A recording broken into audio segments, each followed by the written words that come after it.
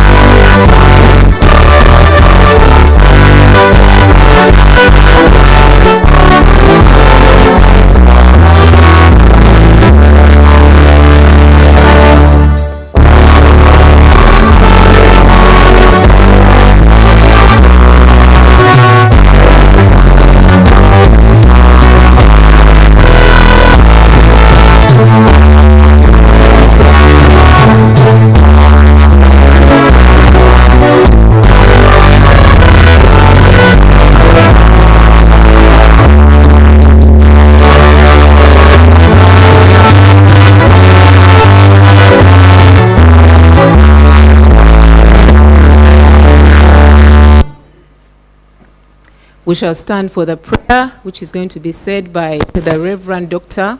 Justus Murokore.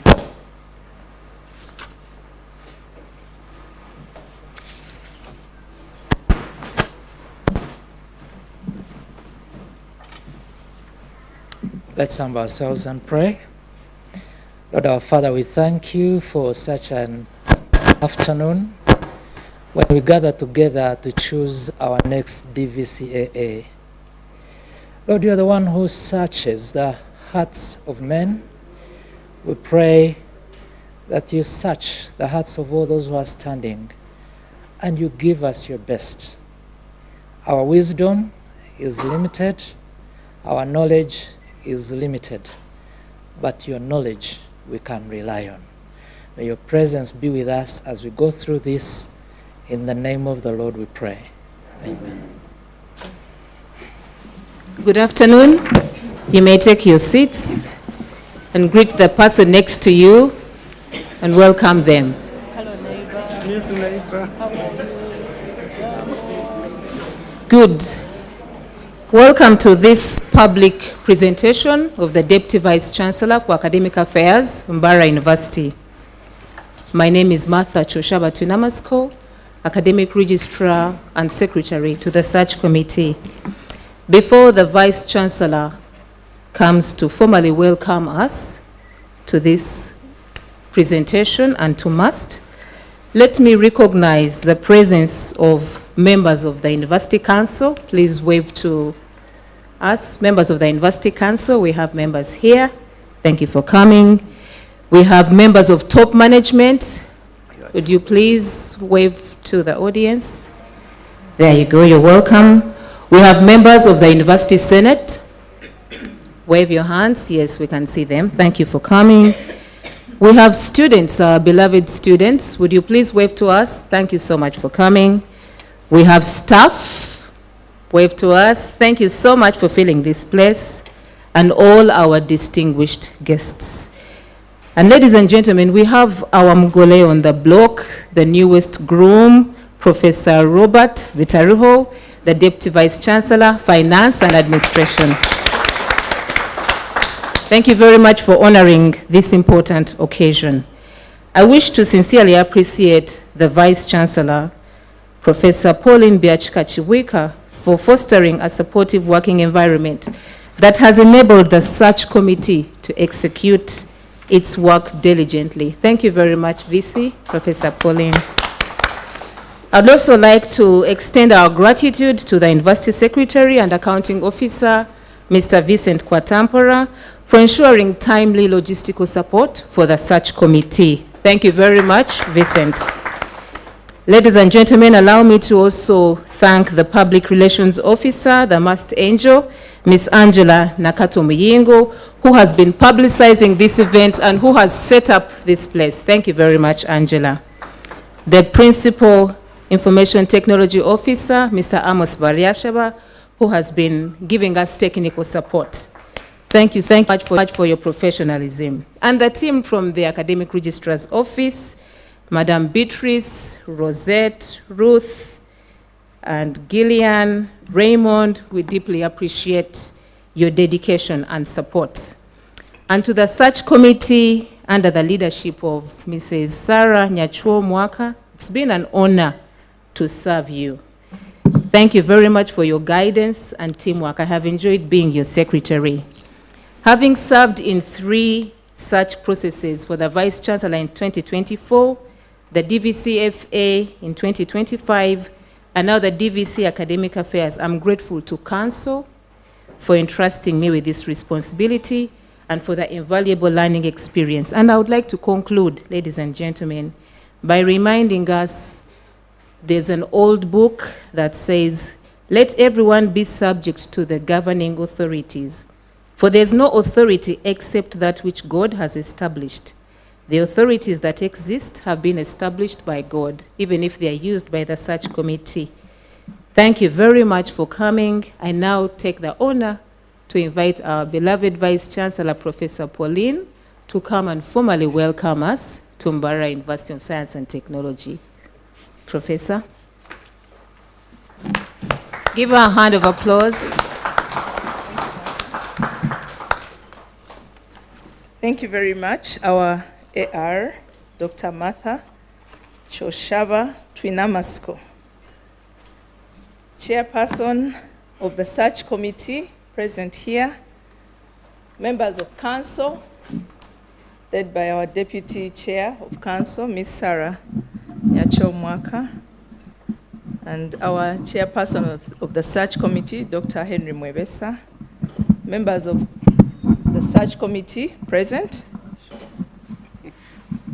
members of Senate and top management present here, distinguished staff and students, invited guests, the public out there, ladies and gentlemen, good afternoon, everyone. This moment feels nostalgic to me. I'm experiencing a déjà vu. Yes, I'm experiencing a déjà vu at the moment, and it's quite emotional. On behalf of the university leadership, I want to warmly welcome you all this afternoon to this very important exercise for the governance and the future of Mbarara University of Science and Technology. Today, we have public presentations by the candidates shortlisted for the position of Deputy Vice Chancellor in charge of academic affairs at MUST. Today's presentations and engagement reflects our commitment to transparency, to merit, and to a participatory approach to governance. We all know the position of Deputy Vice Chancellor Academic Affairs is at the core of our academic mission, which is the reason why we are here as MUST. This office provides leadership in teaching, learning, research, and innovation, and academic planning, quality assurance, curriculum development, and safeguarding of all academic standards, and ensures the ranking of Mbarara University of Science and Technology. In other words, this position defines what MUST is. This appointment today and this engagement and this exercise of the search committee comes in at a very critical and timely moment for this university, when the Ministry of Education has directed us to move to undertake competence-based education. And we are experiencing and going through a review of all our curriculum, comprehensive review of all the curriculum in the institution to suit the competence-based education. We are systematically revising this curriculum to ensure that our outcomes are skills-oriented and that we are learner-centered and responsive to national, regional, and international or global workforce demands. So today is a critical moment for us as MAST. The incoming Deputy Vice Chancellor, Academic Affairs, will assume office at a time when strong academic stewardship is needed most at MAST, to guide, to harmonize, and to institutionalize competence-based curriculum, to strengthen quality assurance, to strengthen the teaching, to ensure that the teachers are actually in class, that teachers do not say we are teachers of MAST, and yet they are actually teachers of KIU, or teachers of BSU. And they are part-timing at MAST, and moonlighting, and running around BSU, KIU, private clinics, institutions, and they are saying we are teachers of MAST. So this gentleman today, I'm saying gentleman because they are all gentlemen. So the probability that he's going to be a gentleman is equal to 100%. This gentleman is coming in very, very timely to support our capacity development and also to support the staff ourselves, innovative pedagogy and assessment, and to ensure that our graduates are not only knowledgeable, but demonstrably competent, ethical, and globally competitive. And as a science and technology-led university, we continue to expand our academic programs, strengthen our research output and innovation output, and deepen our community engagement and advance internationalization. So the DVC in charge of academic affairs, and I hope the candidates can hear me. This DVC, they don't hear me? I hope they get my message after this. The DVC is central to aligning these strategic priorities with our curriculum transformation agenda and ensuring coherence across the academic enterprise of MAST. So the purpose of these presentations today is to provide all of us, individually and as a community of MAST, the opportunity to decide, the opportunity to hear each candidate's vision for academic leadership at MAST, the opportunity to understand their strategy for steering the competence-based curriculum reform, the opportunity for us to assess their approach to strengthening teaching, research, innovation, and student success. The opportunity for them to tell us how they are going to ensure that the teachers are actually in class. The opportunity to engage through structured questions and feedback as guided by the search committee. I want to encourage all of you participants and the public out there to engage them. But please engage them respectfully, professionally, and constructively. It is a collegial academic exercise. It's an academic battle. Academic and leadership battle, grounded in integrity, fairness, and institutional interests. And I want to thank the search committee for putting up this show. To our candidates, unfortunately, they cannot hear me, but in case AR, Martha, you have an opportunity to speak to them. I want to thank them for offering themselves to serve at this critical moment in the country and at MAST. Leadership in academic affairs demands clarity of vision. It demands a collaborative spirit. It demands reform-mindedness. It demands commitment to integrity and excellence. So let us take this public presentation with the extreme seriousness that it deserves, with open minds and shared commitment to future and continuous transformation of this academic institution to ensure academic distinction and integrity. I want to thank you very much for coming, and I want to thank the search committee in advance. I now hand over to the chairperson of the search committee. Thank you very much.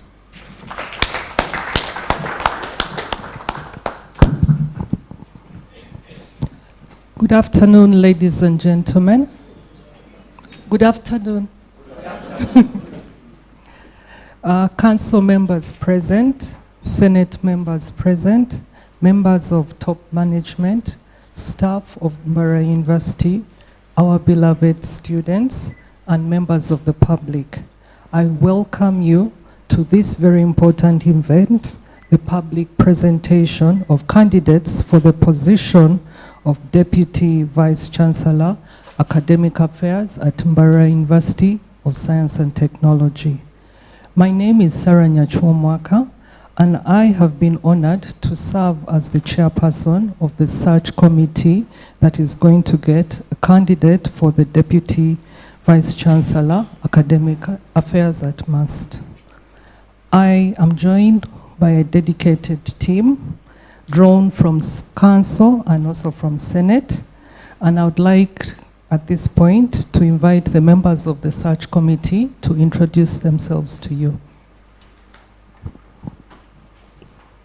Thank you, Madam Chair. Good afternoon, ladies and gentlemen. I'm Dr. Mwevesa Henry. I'm a member of the search committee representing Council. Thank you very much. Good afternoon, everyone. I am Joel Bazira, a member of Senate and a member of the search committee. Good afternoon, ladies and gentlemen. I am Professor Grace Kagoro. I am a member of the search committee representing Senate. Good afternoon, everyone. I'm Dr. John Zobungoloch. I'm a member of the search committee. I'm also a member of Senate. Thank you. Thank you very much. These are the members of the search committee who have been driving this process. As you're aware, the search committee has been a three-stage process. The shortlisting, which we did in November, then we also had interviews, and then lastly, is the public presentation, which is happening today, where the candidates are going to present their vision for MUST. I urge members to kindly listen to them very carefully, and I think moving forward, whatever they put in their vision, we shall later mark you, which goes to our newly appointed DVC F&A. We are going to look at your vision for MUST and tick whether you have done what you said that you were going to do for MUST. So stand duly warned. So members, as you're aware, each stage that we have mentioned carries marks, and we're at the last stage where we are going to also give marks and then later present our report to Senate and then to Council, and then we'll be able to present to the university a new DVC, Academic Affairs. Our mandate has been to conduct a transparent, fair, and merit-based process that upholds the integrity and values of Mbarara University of Science and Technology. As I conclude, I would like to thank management, particularly the Vice Chancellor, the Office of the University Secretary, fondly known in Council as Uncle Mane. When he coughs, everything happens. So US, we thank you very much for the logistics that you've been able to provide. And I would also like to thank Martha, the Secretary to the Search Committee. Martha has really done a wonderful job. Martha, we thank you. Sleepless nights, and you've done a good job. We're very thankful. As I conclude, I would like Grace, one of our members, to give the ground rules for these presentations. These are the rules that we are going to use to guide both the candidates and also all of you here when it comes to the answering of the questions. Thank you very much. Over to you, Grace. Thank you, Chair. Please allow me run on the existing protocol and just go straight to the ground rules. As we are all aware, we have 4 candidates for this position. So we are going to have one candidate at a time. They have already picked their rotary papers and they know the order in which they will come. Each candidate will have up to 15 minutes to present their outline of their vision for MAST as far as the academic affairs position is concerned, the DVC AA, and their suitability for that position. After each presentation, we will invite questions both from the physical public and also those online. And we shall take a set of 3 questions at a time for the candidate to answer. As our dear Vice Chancellor has said, kindly engage the candidates. Then each candidate will give responses to each set of questions of 3 until the chair decides that the time is up. We have prepared 10 minutes for the questions, but the chair has the prerogative to judge when to stop. Lastly, my request is to kindly request all of us to accord all the candidates respect and an attentive listening. Thank you very much. And because we want to keep time, we have set a timer at the back of the room for the candidates. So I request our timekeeper immediately the candidate starts presentation to run that timer for it to help each candidate to time themselves so that they don't have to always look at their clocks. So the timer is at the back of the wall. It's well projected and visible, and we hope that that would help the candidates. Thank you very much, and thank you so much for coming. You're most welcome. Back to you, Chair. Thank you very much, Grace. I would now hand over to Martha to invite the first candidate.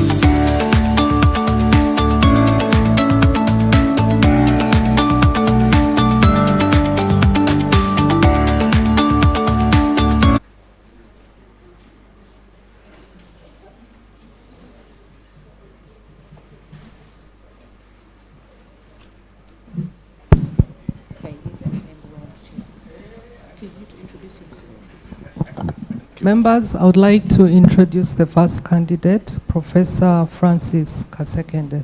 Over to you, Professor Kasekende. Thank you, Chairperson, and members of Council, Vice Chancellor, members of management, colleagues, ladies and gentlemen, good afternoon. My name is Francis, as I've been introduced. I'm here to present my vision for Mbara University of Science and Technology, assuming I became the next Deputy Vice Chancellor in charge of academic affairs. It's not moving.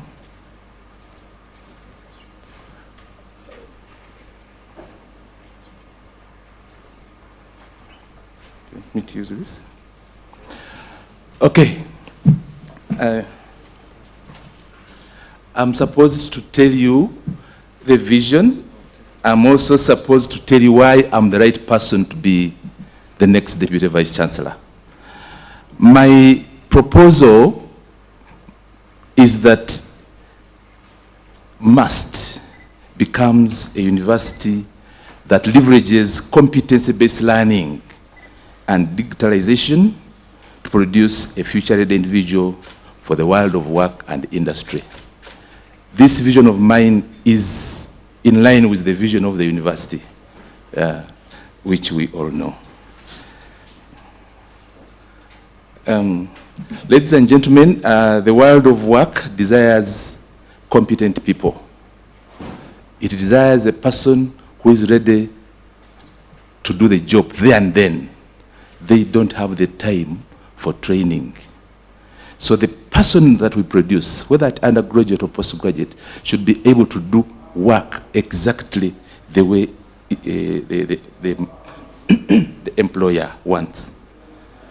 At the moment, there is a paradigm shift, a shift from teaching theoretically to now teaching students using competency-based learning, or what we call a competency-based curriculum. This curriculum embeds a number of things. 1, knowledge. 2, skills. 3, behaviors, values, and perhaps people's attitudes. What has been happening in Uganda is that our curriculum basically concentrates on knowledge, and we do not concentrate on these other tenets. Now, what do I want to say? Given the opportunity to be the next Vice Chancellor of this great university, we must move with the rest of the world. If you look at other countries, countries that have embraced competency-based learning, Korea, South Korea, Japan, China, these countries are doing very well compared to us. So I promise that as your next DVCAA, I will champion the move towards teaching based on competency-based learning. Must emphasize, the university should emphasize the practical application of the real world issues, not teaching people only to memorize and then be able to answer questions in an examination. We must be able to practically demonstrate on the ground what the person in the community wants. That is my pledge. Now, what shall I do in the first 100 days? Given the opportunity, we shall be able to, first of all, reskill faculty. Members present here, if you are not an academic, the word faculty here means academic staff, not the faculty of education faculty. the staff that we have here, yes, they are good, but they may not have those skills, that knowledge of teaching the curriculum-based learning way. We are used to teaching, including myself. That's what I've been doing for most of the years, until recently in 2020, 2022, when the government came up with this plan. So we shall reskill faculty in the best ways of facilitating student learning using the curriculum-based way of teaching. We also want to rewrite the curriculum. Rewriting means reviewing. I know must have started this. I am not going to start something new. I am going to build on the existing status which you have, and will write all academic programs with a bias towards teaching based on the curriculum-based, the competency-based curriculum. What shall we do? We will reduce classroom engagement. Face-to-face sessions, that will be reduced, where the teacher teaches and then the students are just listening. We want to teach these students soft skills, attitude. We want to come up with a nurse who is able to help the patient. You know, the nurse may know how to treat and give drugs and whatever, but then how does that nurse help? How does she show compassion? This we shall do. You and I, we shall do this. We shall teach them the values, the behavior. But we shall also emphasize practical skills, such that when this student goes away from Mbara University of Science and Technology, he actually starts doing what he or she is supposed to do there and then. We will teach critical thinking. We shall teach, I know innovation you have, that one you do. But we shall innovate, we shall do more of innovations, and also use digital literature, and teach digital literature.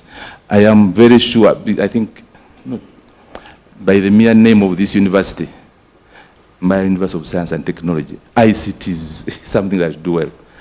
I am going to work with you, with the technocrats, to improve on the teaching, in the administration of academic affairs using digital methods. Now, since digitalization is key, I picked something from your strategic plan.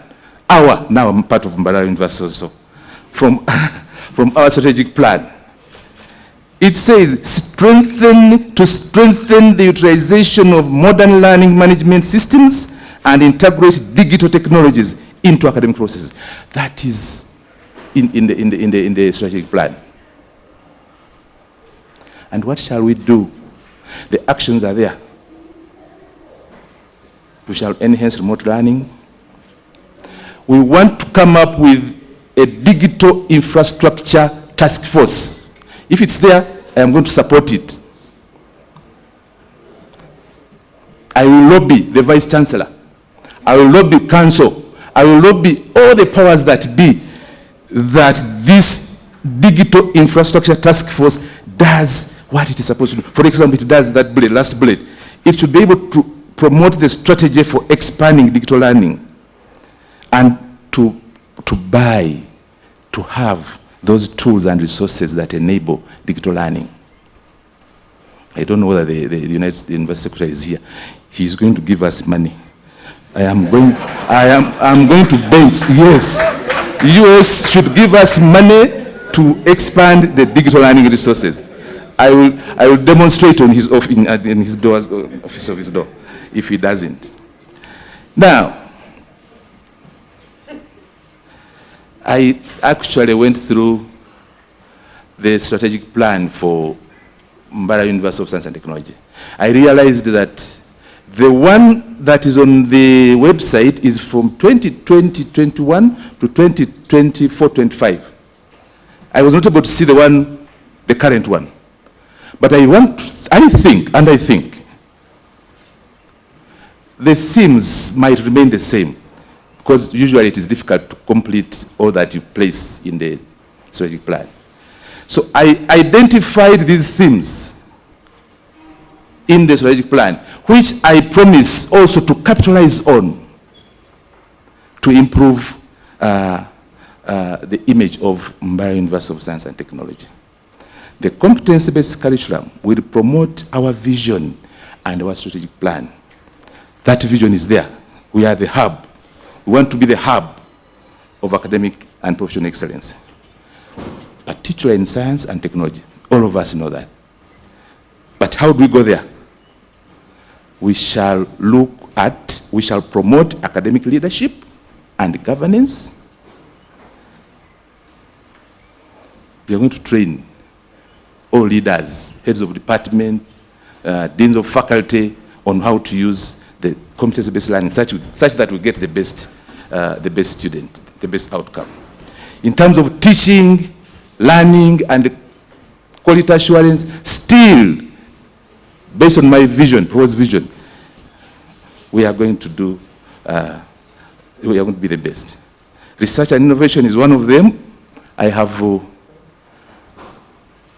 like this research. I am a researcher, but in the other field of management. I'm going to work with the technical people, the scientists, the ICT guys, such that we do that research and innovation that helps the community on the ground, not haphazard research that makes you become a professor when you have not done anything for the man on the ground. We shall promote graduate training. Graduate training is one of the themes that is in the strategic plan. And you realize that the completion rates are getting low for graduates. Students do their semester 1, 2, 3 academics, they finish.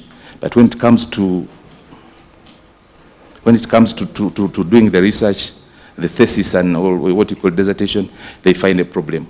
We are going to mentor them. We are going to take them through those statistical packages that enable them to interpret the work, the data they have gotten, and then come up with the meaning behind the data. I saw this element of partnership and internationalization. I want to commend MUST. When I look at the website, I saw, I think, 46 MOUs with the national and international organizations you have signed. When I become the next DVC, if we don't double them, at least we shall go somewhere beyond the 46. And I intend to do that. And we shall partner with those organizations that also help the community on the ground. And also the issue of student affairs. I don't know whether that is my time. Okay, why am I the most suitable person? I have the requisite competencies. I have the appropriate education and experience. I am a professor of organizational behavior and organizational development. Development is all about change. I am going to work hand in hand with the council, with the management, with everybody to change the organization from where it is to a better one. I have served both in public and private organizations, chartered universities. I will bring on board experience for the private sector into the public sector, and we shall see MUST going up. I have been a university secretary at Nkumba University. I have been an acting dean of faculty of vocational studies and distance education at MUBS. I was the head of department of education at MUBS. I acted as a vice chancellor at one time. When my vice chancellor was away, I would act as vice chancellor. So I am ready for the job. Chairperson and members, I have a number of achievements I have made. I am widely published in internationally accepted peer-reviewed journals. I have supervised over 70 students at master's level and about 5 students at PhD. One is graduating tomorrow. If I was presenting tomorrow, I would put 6, but now there are 5. I have mentored staff into academic writing. To become an academic writer is not easy. But I have mentored them and they become associate professors, they have become senior lecturers. I will do that one here. I will have participated in conferences internationally and nationally. So I have that international exposure, and also I have won several grants for my university where I was. The one we last won is the SEDA, which won a grant of 1 billion from UCC, and we are implementing it. We have obtained partnerships, many of them. I have helped transform an organization which was falling down to now and up present. I found that university, which I don't want to, but you have known it. It was going to the dogs, but I helped it come up. I wish I had more time to tell you this, but I've chaired Senate meetings. I have led teams to develop new academic programs. Lastly, Chairperson, in the next 5 years, we will aim to lead MUST into a new era of academic integrity and excellence, fostering innovation, research, impactful community, and impactful community service. By aligning with national and global agendas, we shall build a future-ready university, that provides practical solutions to prevailing challenges. I thank you for listening to me. Thank you very much, Professor Katsekende. Now we're going to open up the floor for questions. Are you ready? You could maybe, do you have a paper and pen? Am I allowed to take water? Yes, you may. We'll give you time. Thank you. Is it? Members, the floor is open for questions.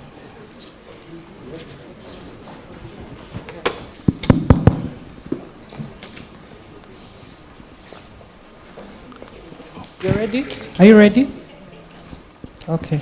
I think I'll start with Mr. President.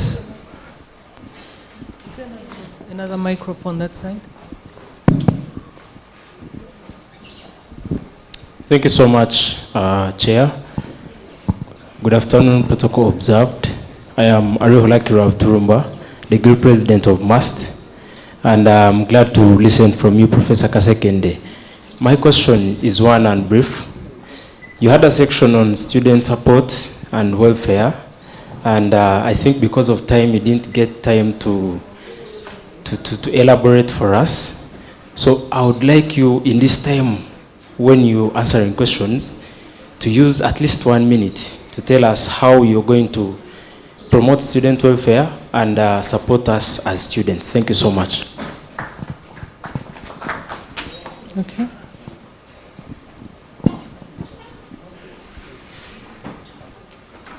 Thank you, Chair. My name is Jonan Semire. I'm a senior lecturer in the Faculty of Medicine. Second, the first question is on the competence-based curriculum, which is the center of your vision for MUST for the next 5 years. It's true that government is moving collectively to the competence-based curriculum because the secondary schools now, I think in senior 5, they are at competence-based, they are on competence-based curriculum. But the competence-based approach is not new. We know that it's not new.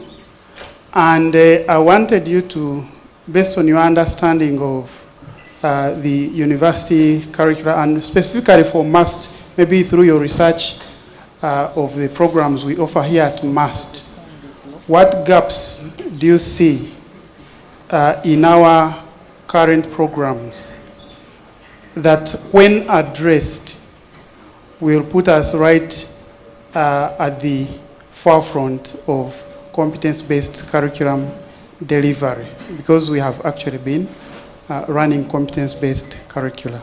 The second one is in your vision for MUST, You talked about training of staff, you talked about writing programs, rewriting, reviewing. What challenges do you foresee? What challenges do you foresee, and how do you intend to overcome those challenges? Thank you.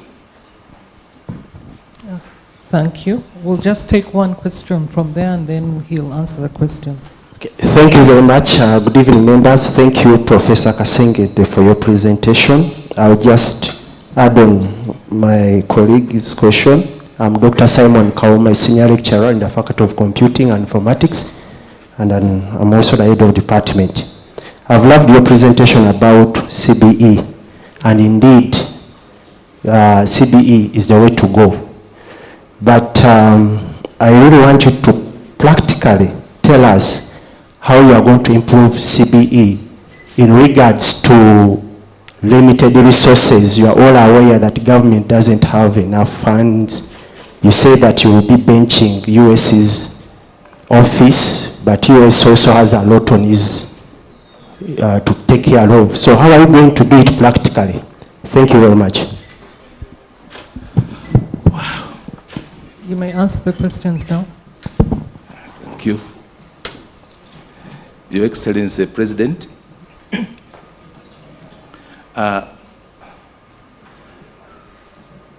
every organization has got stakeholders. And we, MOOPs, must. we have stakeholders, the council, the National Council of Education, University Council. One of the biggest stakeholders is the guild, is the student body. And for me, as an expert of organizational development, I know that every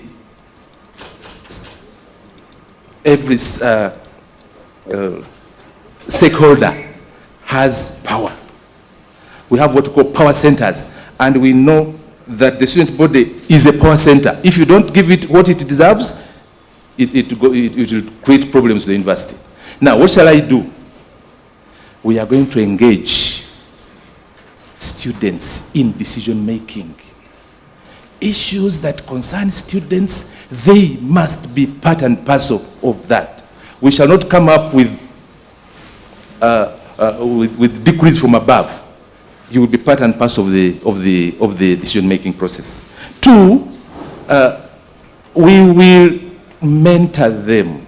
We will counsel them. Some students find problems studying because they have not been counseled.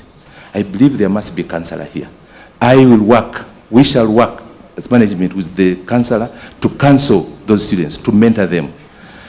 Even other issues, the money is not enough, but we need to look at what students want. They want facilities like football pitches. Of course, they cost money, and they are saying the US might not have the money. But we shall use whatever is available to make sure that our students get what they deserve. I believe that will help for now. Involving in decision making, and also mentoring and counseling students who have challenges. Jonan, what gaps do you see in current programs? Now, I haven't studied totally the programs at MUST. That one I must admit. But based on the knowledge I have with those programs I've been teaching in management, I know there are gaps. And one of the gaps I've told you, we teach theoretically. You teach the whole semester, at the end of the day, you give the examination, the student passes with flying colors. And then when he goes to the field, he cannot perform. Get engineers these universities we have. They learn, this is a nut, this is a screw, this is a whatever. But if you take him to the ground, they will not do it. That is the gap I'm saying. So reduce the time in the classroom, go practical. Take somebody to the tractor. Now, since we are doing medicine here and ICT, let's go to the hospitals. I know you go there, but we shall go there more. and we do practical. Some of the doctors we have, with due respect to those that are here don't do this, but those that are not here, when you go to the hospital, they handle you, they think you are not a person, they don't have those you know, I studied human resource management. I know interpersonal skills. We want you to welcome somebody in a good way. And then that, even if touching the patient alone can even make him happy. Behaviors, attitudes, values, they should be taught. Those are the gaps, and I'm saying let's do it that way. Rewriting programs, what do you see as a challenge? Of course, finances are a challenge. Of course, are you aware that professors are the most difficult people to change? Sorry, the professors are not here. Those that are here, okay. But I saw it at Makerere during COVID period. We had actually refused to do online teaching. But until COVID did the other way around. So we know one of the challenges is resistance to change. Somebody has got a text, he knows how he's been teaching, and that's what he wants. So changing him is a problem. We shall go slowly by slowly. We shall, you know, there is what we call it taking traits and not making traits. We shall take. Trait taking is building on the existing until you get what you want. So we shall. The resources are not enough. I don't know. You are going to help me here. When I come, we shall sit as a team and say, in spite of the resources that we want and the meager resources the US has, what should we do as a team? And we devise means. We can partner, we can go and source funding from other organizations. We have people who have studied in Imbarara University, and there are big people up there. We should go and tell them to help us. Thank you very much. Oh. Just one more question from online, from Innocent. Innocent, can you hear us now? Yes, typed it. Yeah. Thank you very much. I'm Innocent Aronitwe. I'm a medical doctor and an alumnus from MUST. I thank Professor Kasekende for the presentation, and my question is about the feasibility of his promise for the first 100 years. I see first 100 days. He is already planning on rewriting academic programs with a bias on competence-based curriculum, but I realized MUST is already almost halfway into, actually more than halfway into implementation of the budget that was passed. So his coming will be at a time when the budget is already passed with timelines and everything to be done within that time. How will he ensure that he sticks to the institutional strategic plans and bringing the new proposals he's bringing on board? Thank you so much. Wow. Thank you. Doctor, I didn't get the doctor's name. Just hold on. We have some more online questions that we're going to answer. Thank you, Chair. I'm going to read the online questions for you, Professor Kasekende. Professor Kasekende, this is from Masaba Magezi. Thank you for presenting yourself for MUST leadership. How will you support communities to overcome daily challenges like school dropouts? The other question is from John Innocent Muhereza. No, the other one was Innocent, somebody else. You are in it way. This is another one. Chair, he's first taking down the question. The other one is, thank you, Chair. My question to Professor Kasekende. In relation to your presentation, focusing on your first 100 days, how many academic staff does MUST have?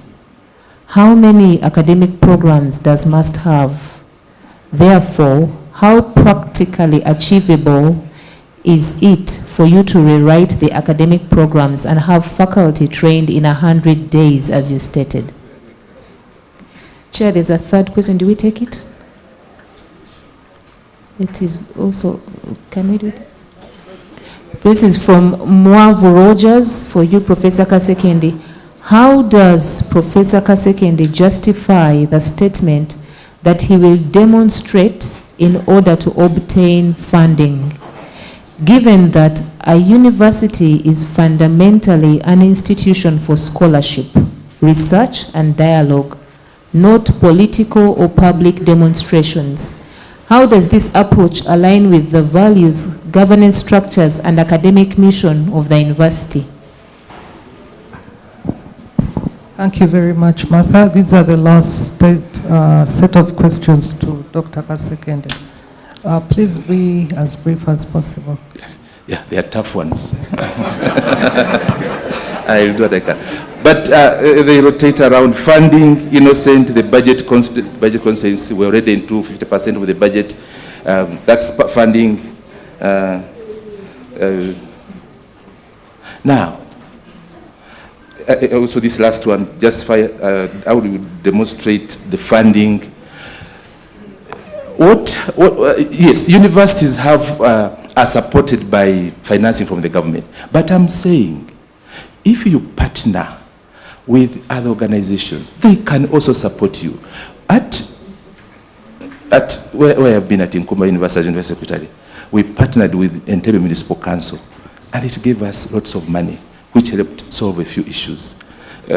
You can partner with the other institutions which can take, they may not give you the fund, but you have to partner with other institutions, other organizations, local, international, to get the funding. Other than that one got from government. Masaba, about the 100 days, yes, I have put a lot on my plate.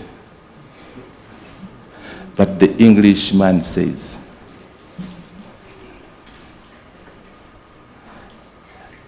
aim at the stars. You will not hit them. But you will go beyond the person who aims at the chimney wall. That's my answer to you. In short, I hope. Is that all? That's all for now. The others,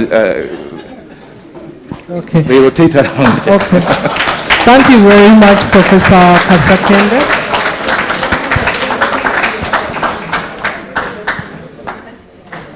Thank you very much, Professor Kasekende. This brings to an end your public presentation to the mass community. We thank you very much for expressing interest in working with MAST. Thank you. Thank you. Thank you for giving me the opportunity.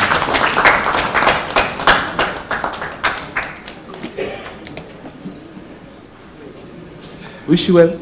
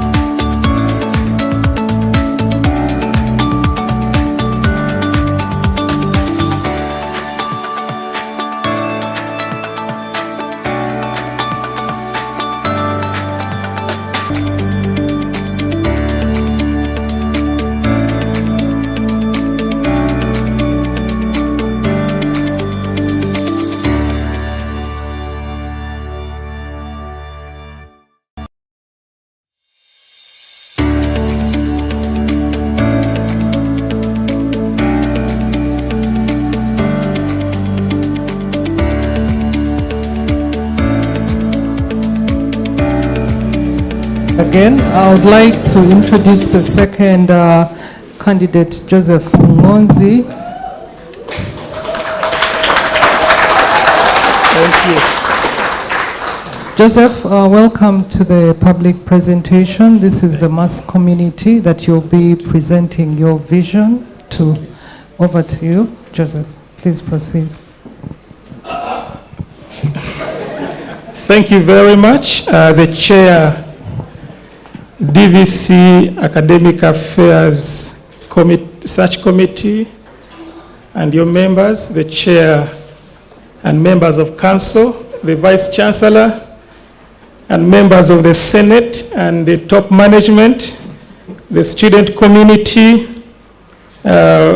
staff, colleagues, and well-wishers, good afternoon. My name is Joseph Ngonzi, and I'm one of the candidates for the position of Deputy Vice Chancellor, Academic Affairs at MUST. My presentation outline this afternoon is as displayed.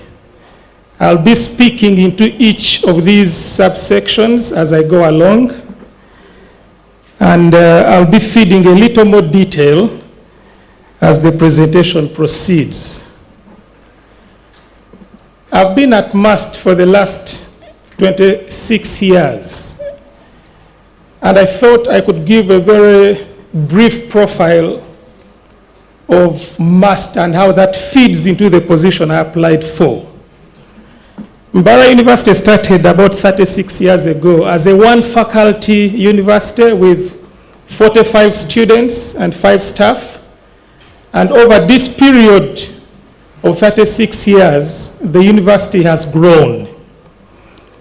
We are in the era of our 3rd Vice Chancellor, and currently we have 6 faculties having grown from 1 faculty.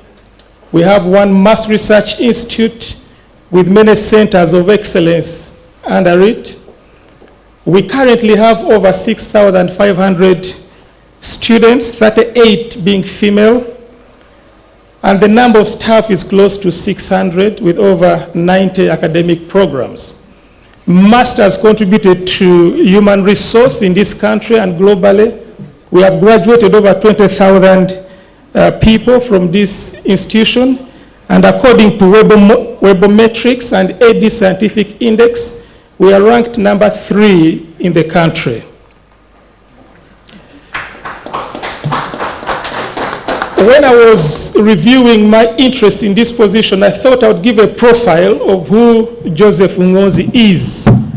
And Joseph Ngonzi is a holder of a PhD in medical sciences from the University of Antwerp in Belgium, Masters of Medicine in Obstetrics and Gynecology, that's women's health, Bachelor of Surgery and Bachelor of Medicine from Mbarara University, and I'm a fellow of the East Central and Southern African College of Obstetricians and Gynecologists.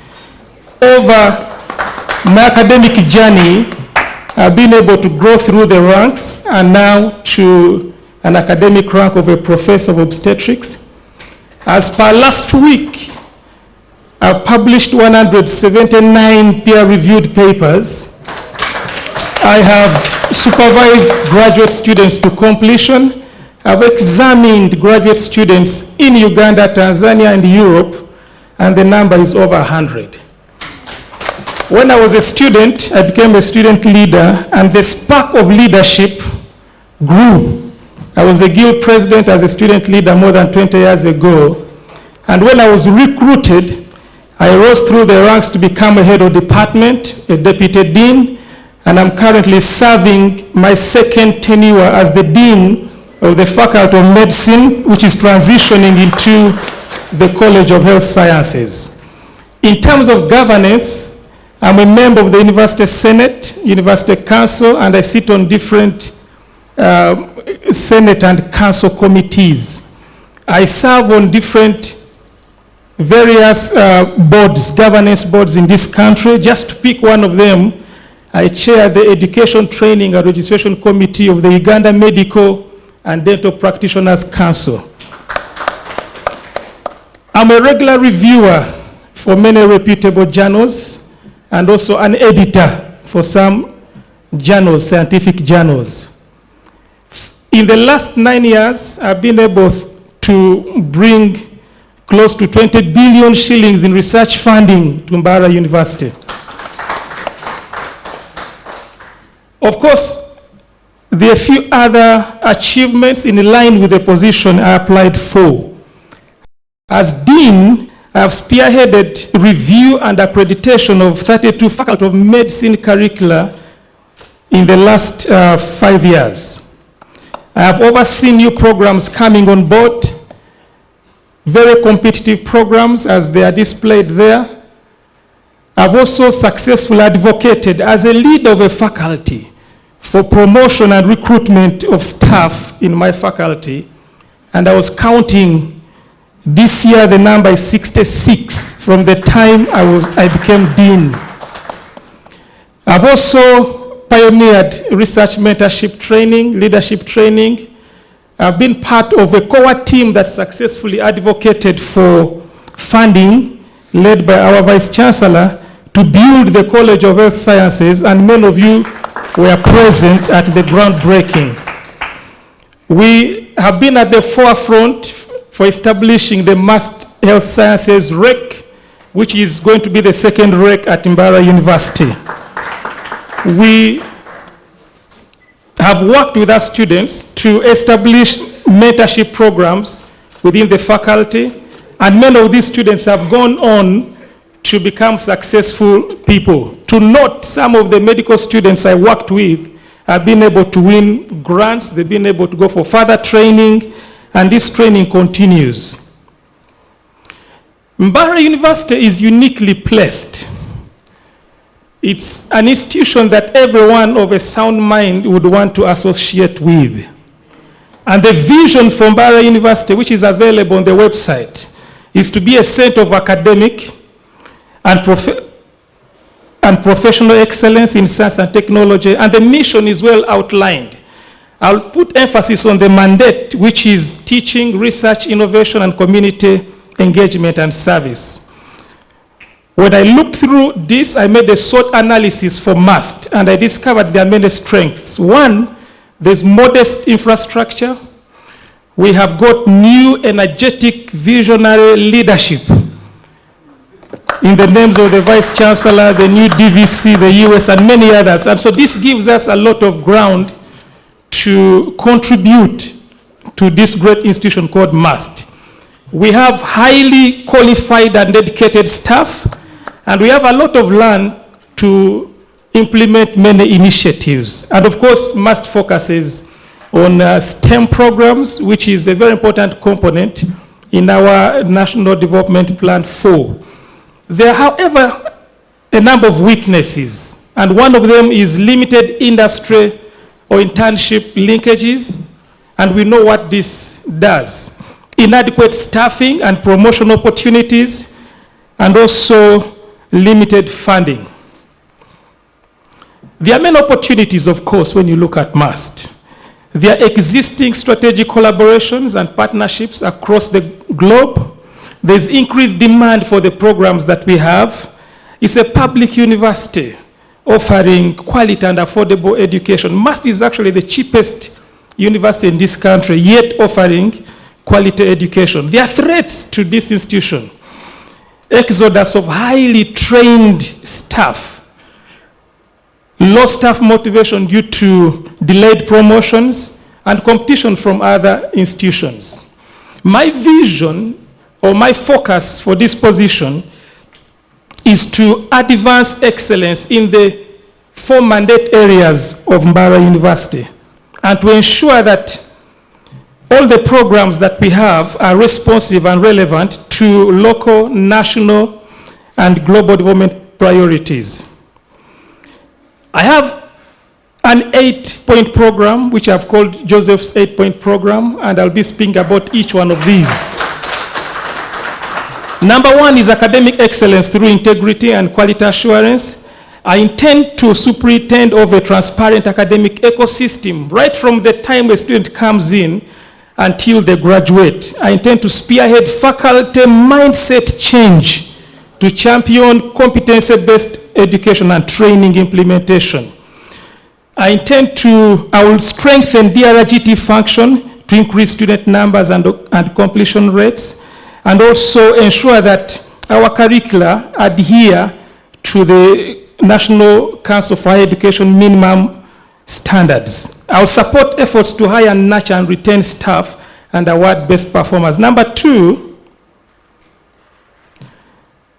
integration of digital transformative processes in academia. I will actively advocate for increasing the internet bandwidth to at least 1,000 megabytes per second from the current 520 as an enabler for academic digital processes. I will definitely support our homegrown system, which is the Students' Information Management System. This is our pride, and I'll step in there to make sure that it becomes a success. I'll make sure that delivery of paid online short courses is supported at MUST. Number 3, human capital development and academic leadership. Now, this is at the core of my heart. I will advocate for staff promotion and recruitment funds, and also advocate for increasing staffing levels, promote mentorship and leadership succession development, advocate for re-establishment of staff canteens and wellness programs. I've been in this institution for a couple of years, and it will be my joy to see that these canteens come back. When it comes to research, innovation, knowledge, translation for impact, I'll promote applied interdisciplinary and community-oriented research and strengthen the scientific function of the MUST Research Institute. As a grant writer, we lose a lot of time trying to write administrative pieces of grants. And it's important that we leave the scientists to write the science that wins the grants. I'll promote incubation and commercialization through the MUST Holdings Company, and also support efforts to establish a cottage industry at MUST. A university of MUST repute cannot be recognized internationally without having a robust international coordination office. We have a skeleton of that here. I'll work with the leadership, governance, and also management to make sure that we have a directorate, a robust international office which equals to what international standards are.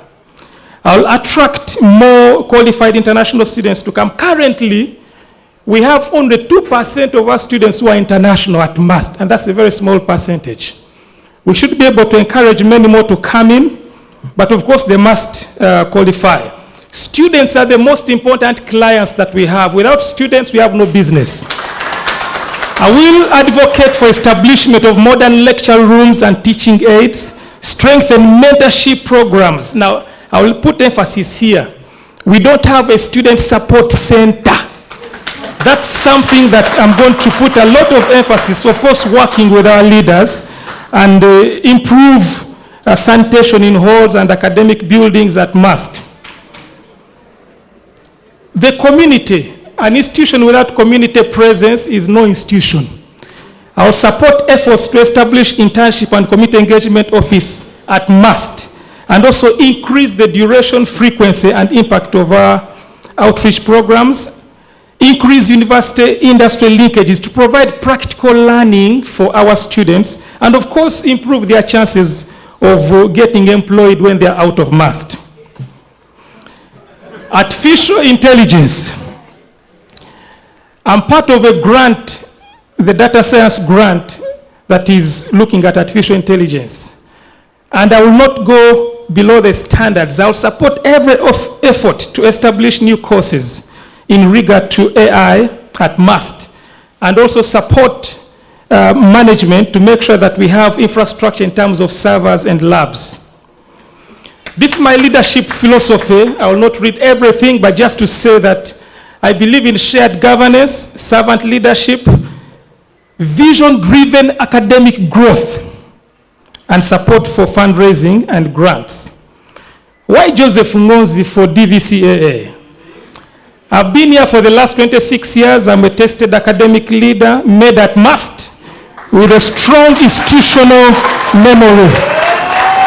Very approachable. I'm a resource mobilizer and fundraiser, and a servant leader.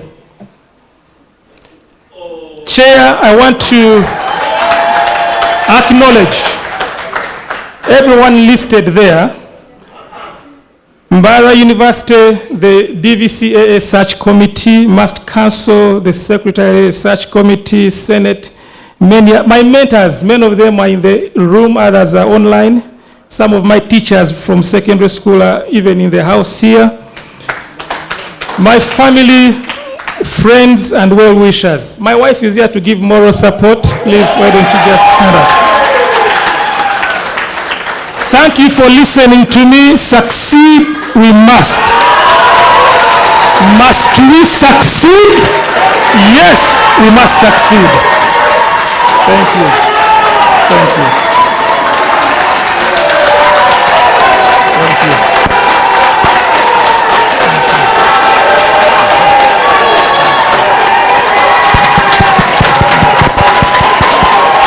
Thank you very much, Joseph. Thank you.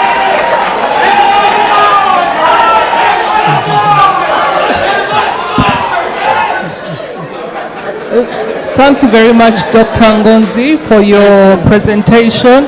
I can see that the MUST community is very overwhelmed. Members, can we have silence, please? We're going to begin the second session of Dr. Ngonzi's questions. The floor is open. Members, the floor is open. The chief stakeholder, students president, please. Mr. President, please. Thank you, Professor Ngonzi, for that wonderful presentation. My name is Arihola Turumba, student of medicine in my year 5, and the guild president. I have just 2 questions for you, Professor Ngonzi. And without wasting time, the first one is, we currently have undergraduate student research as a requirement for the attainment of a bachelor's degree for a number of courses. As the Deputy Vice Chancellor, Academic Affairs, how do you intend to make sure that these research projects that students do just for the bachelor's degree are translated into peer-reviewed research papers to further increase the appearance of MUST on the research scope of Uganda, as I believe it is one of the requirements for, one of the parameters that are used on international ranking. Thank you. And number 2, as students, we face a number of challenges, including fees and tuition issues. And some students, by the time they're supposed to do papers, they have not completed their tuition. And some need support, some need other things. As the DVC A and AA and the first Deputy Vice Chancellor, how do you intend to ensure that the university continues collecting its money from the students, while students also continue to do their papers, even when they have not exactly fulfilled their financial obligation to the university? Thank you so much. Good. Thank you, Mr. President. Can Medad, please?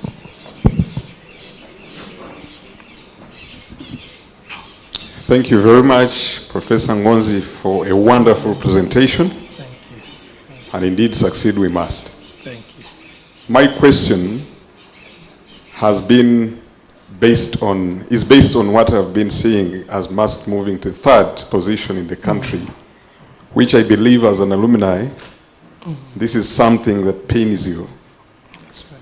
How can we bring MUST to the 1st position in Uganda and in the region? Thank you. Thank you.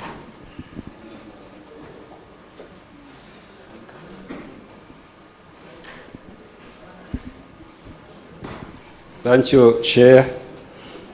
Professor Ngonzi, thank you. And you have seen the happiness here. They are not actually passing you, but they are happy that you are standing in front there. I can't hide my happiness when you talked about creation of the wellness center and our canteens which were closed. I was sorry, I don't know. If you could bring them back, we shall be happy. As a faculty of medicine, obviously you have served us. You clap for him, you people. And we will be happy if your service is taken somewhere else, but you make sure that you leave us with someone who can be in your foot. But now I have one question. That of recent we are having issues that people move around trying to make ends meet. And you have been the dean, and you are going to be, if you go through, you will be above the dean. And you know the problems you are leaving behind. That problem, people move around because they want to survive. So in terms of welfare, how do you intend to keep us in class and in the library? Because we don't move because we want to move, we move because this abdomen is empty maybe. So how would you intend to keep us in class? Every time we advocate for welfare, they think we want to lead a strike. But it's not a strike, it's a survival. Thank you. Okay. Let Dr. Ngonzi take this set of questions, and then we'll have the last round. Good, thank you, Chair. Very important questions. I'll begin with Dr. Munyarujero's question. I'm not leaving problems in case I go through, but we have worked together. And there are good people in the faculty that the processes will be able to choose one. And so I'm not worried about that. When you ask about the canteens wellness center, I was privileged to be appointed by the Vice Chancellor as a member of the infrastructure committee of this institution. And in the wider College of Health Sciences construction plan, there is a big wellness center, and that puts the wellness of students and staff at the forefront of university plans. So I'm not worried about that. I know that you and myself have been at MUST for a while. And so for the hungry stomach, a communication came through recently for people to adhere to their terms of employment. About 15 years ago, I used to do a lot of moonlighting until I decided to focus on my job. And I've been able to explore other avenues of income through research and a few other things as I comply to my duty requirements. I should say that I'm earning almost 5 times more than what I used to earn when I was moonlighting. It's good for people to understand the call to the employment terms, and we shall support the system to make sure that we are faithful to what we signed up for voluntarily. Dr. Medad, you mentioned the issue of being in 3rd position according to the Webometrics and AD Scientific Index ranking. Mass visibility, as you saw, has to be raised in terms of research. There are members of mass community who publish research and they do not attach their affiliation to MUST. We lose ranking, visibility. We have a research repository which we need to utilize. We need to support measures that bring mass to the forefront of the globe. And so, in terms of my plans, you saw what I spoke about regarding research, grant writing. All those raise our visibility, they raise our ranking, and we'll work together with the Vice Chancellor and the leadership here. I remember in her presentation, she was aiming to make MUST #1 in Uganda and number 20 in Africa. Currently, MUST is the 151st in terms of the African continental ranking. We'll be able to work together to realize her dream as the driver of this whole process. To the students,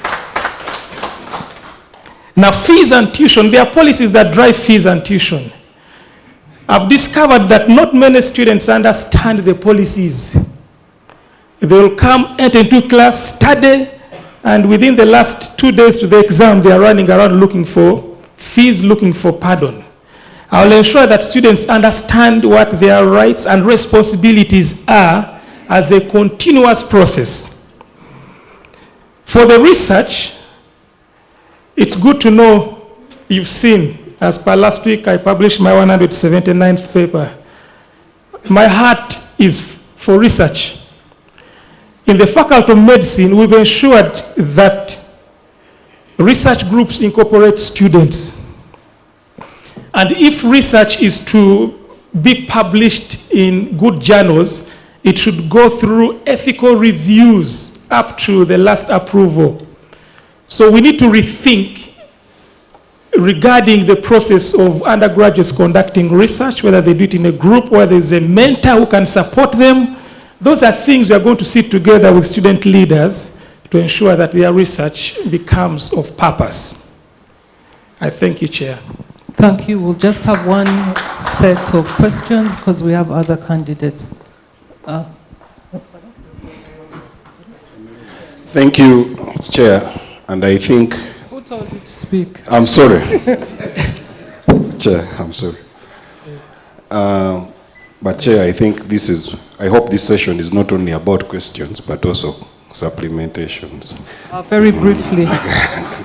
So very briefly. Yeah, very briefly, I want to say Professor Ngonzi became head of Department of Obstetrics and Gynecology when it was the third department. In all Uganda, it was third. Professor Ngonzi became Dean of Medical School when the medical school was the second in Uganda behind another one, which is there. By the time he left, it was first. By the time he left the Department of Obstetrics, it was the first in the country. So I don't think it will be hard to transform a third place. Is it harder to transform something from third place to first than second to first? So I think MUST will become first when you become DVC. Thank you. Thank you. Thank you. Somebody who hasn't spoken. Thank you. At the back. Thank you.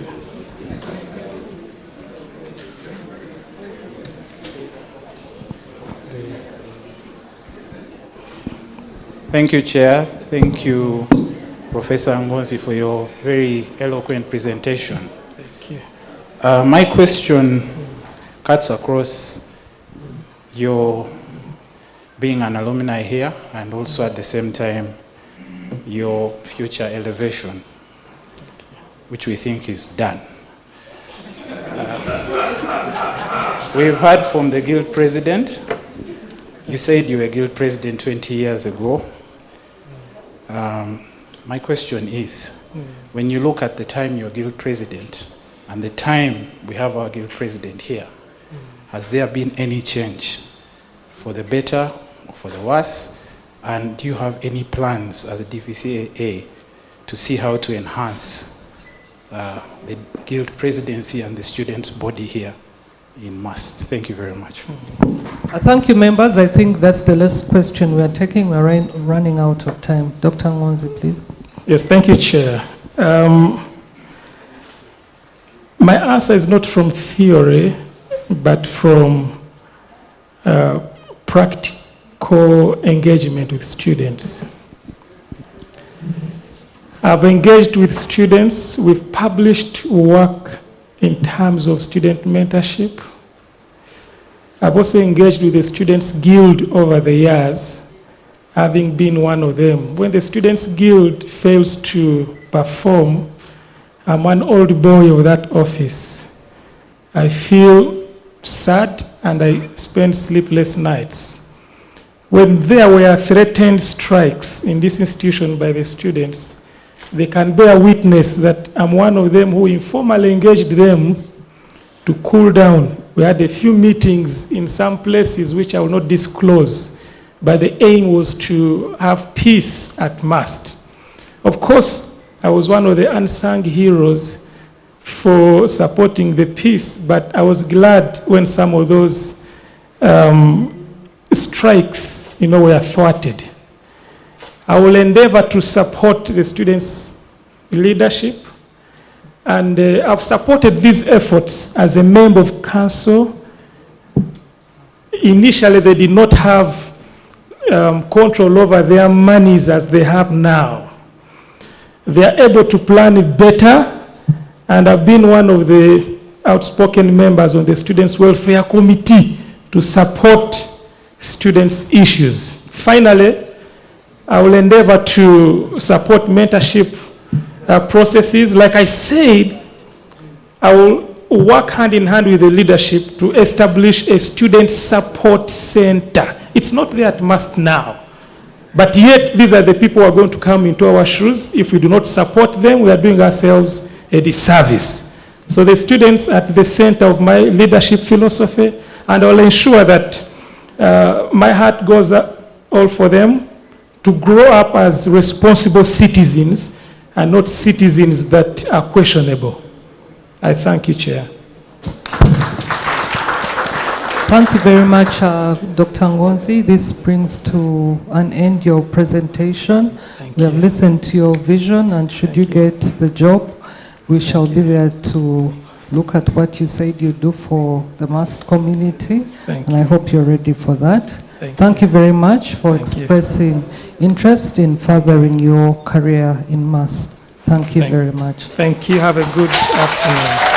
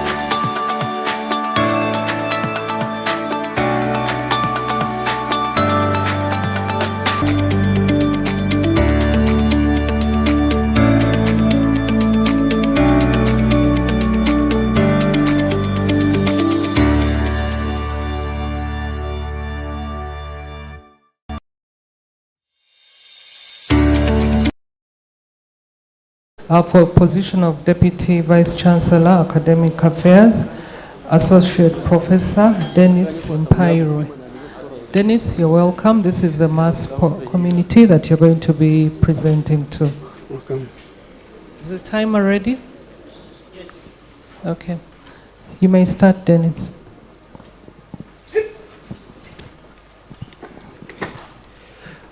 Okay, good afternoon, ladies and gentlemen.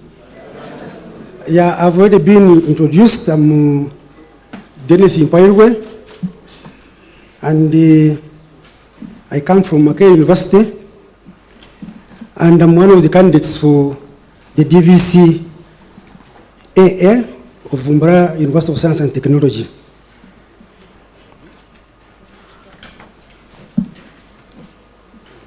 Okay, I want to first give you my profile. Who am I? And why do I think I'm the best candidate for this job? One, I'm a Ugandan, and I've seen at least 6 decades.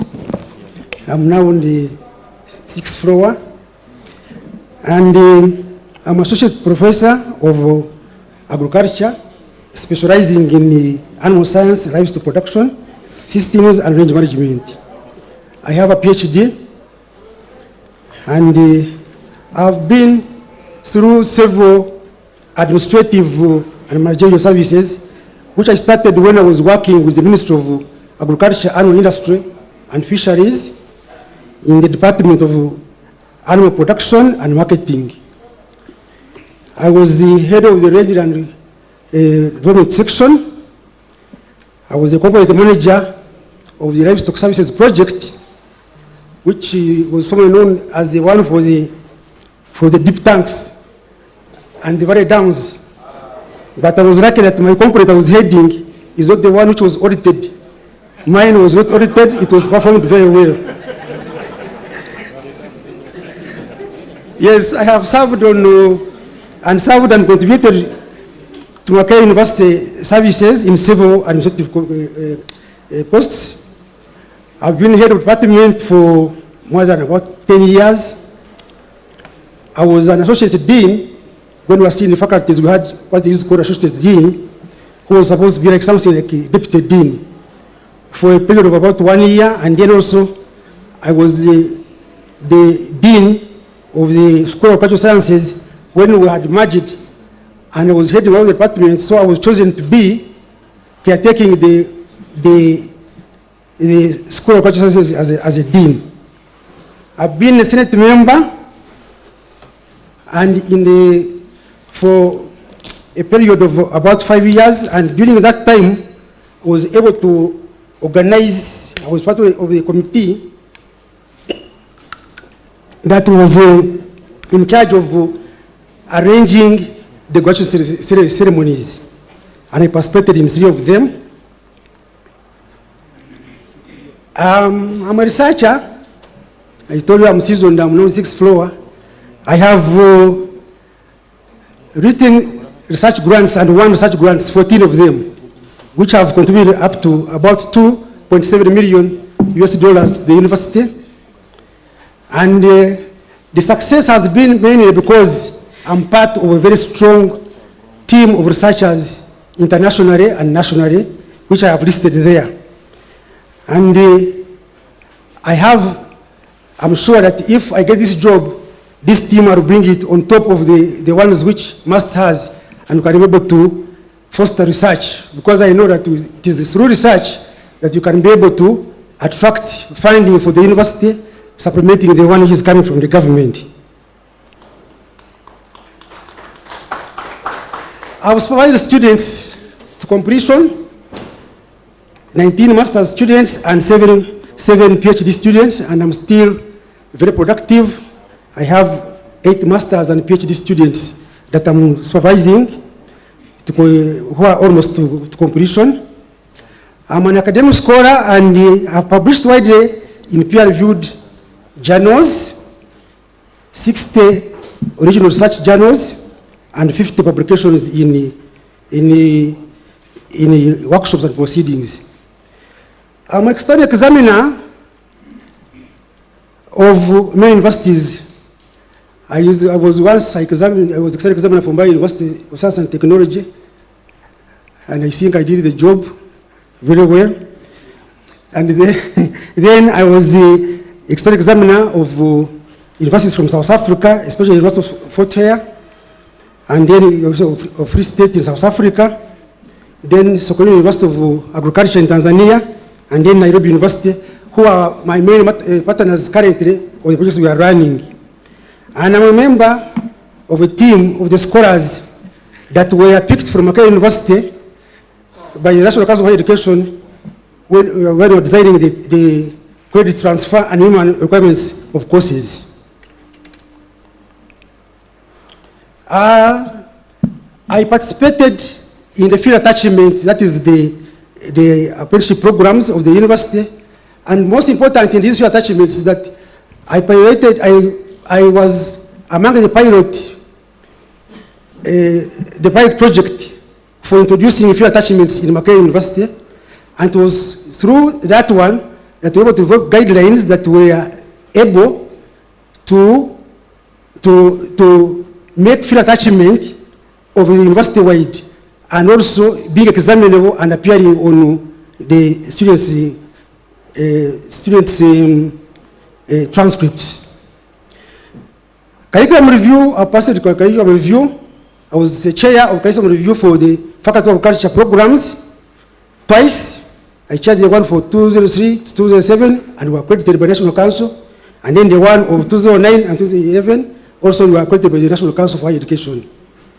And then I was also part of the member of the task team that was put to incorporate gender and climate change in our curricula. I've worked outside the university. I'm a chairperson of the governing council of the Bira Vocational Training Institute. Actually, I helped them to design the curriculum when we were moving from the vocational school into an institute. The member of the advisory board for Mbarara Zone of Agricultural Research Station for NARO. Member of the same board I'm very active in the church, so I sit on boards of the church. And also I'm a technical reviewer on most of the journals. This slide is to show you that I have read and have been able to know the documents of MAST. And this one is to show you that I know the profile of MAST, where it is located, and what stands for, the faculties that you have, the academic programs that you have, I've read and gone through them. Also, that is to show you that the faculties and institutes that you have. And then also, I summarized what are supposed to be the functions of a Deputy Vice Chancellor, which I summarized into this slide, that together with the Office of the DVC and then Office of Academic Registrar, it plays a central role in shaping the academic direction of the university by providing leadership in academic program policy, quality assurance, and support for the university research mission at both undergraduate and graduate levels. And then this role can be done two ways. One, you contribute to MAST vision, mission, and mandate, which I have reviewed and I know. Then the second one is to oversee and coordinate, lead and participate in the core functions of MAST, that is teaching, learning, and leadership, research, innovation, outreach, and community engagement. And that one, you have to do it by knowing what is the strategic plan of the university. What are my perceived challenges of MAST? After reading all the documents and going through, I came up with this one. The growing student enrollment. I've seen how it has been changing from its inception. Staff and infrastructure constraints, limited research funding, and expanding need for digital and postgraduate education. Those are the challenges I extracted from the report. And then, the office of the DVC can play a key role in sensitizing, understanding, and giving guidance to solve these challenges.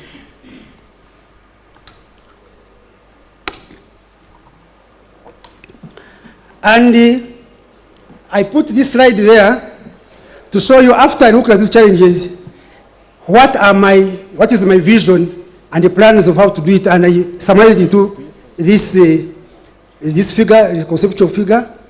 My vision for MUST is the positioning MUST for the challenges of the 21st century in science and technology. That's my vision. And to do it, I have 4 strategic areas. One is on academic quality, governance, strengths MUST for better competitiveness, and branding. Branding is very important. To have a name, if you walk outside there, and they say this is a student coming from Mumbai University of Science and Technology, this is a lecturer, branding, the name carries with it. And it is because of the programs that you have, the students' conduct, and the achievements that you make with the communities. The second one is on champion improved teaching, learning, and research environment. The third one is to align MUST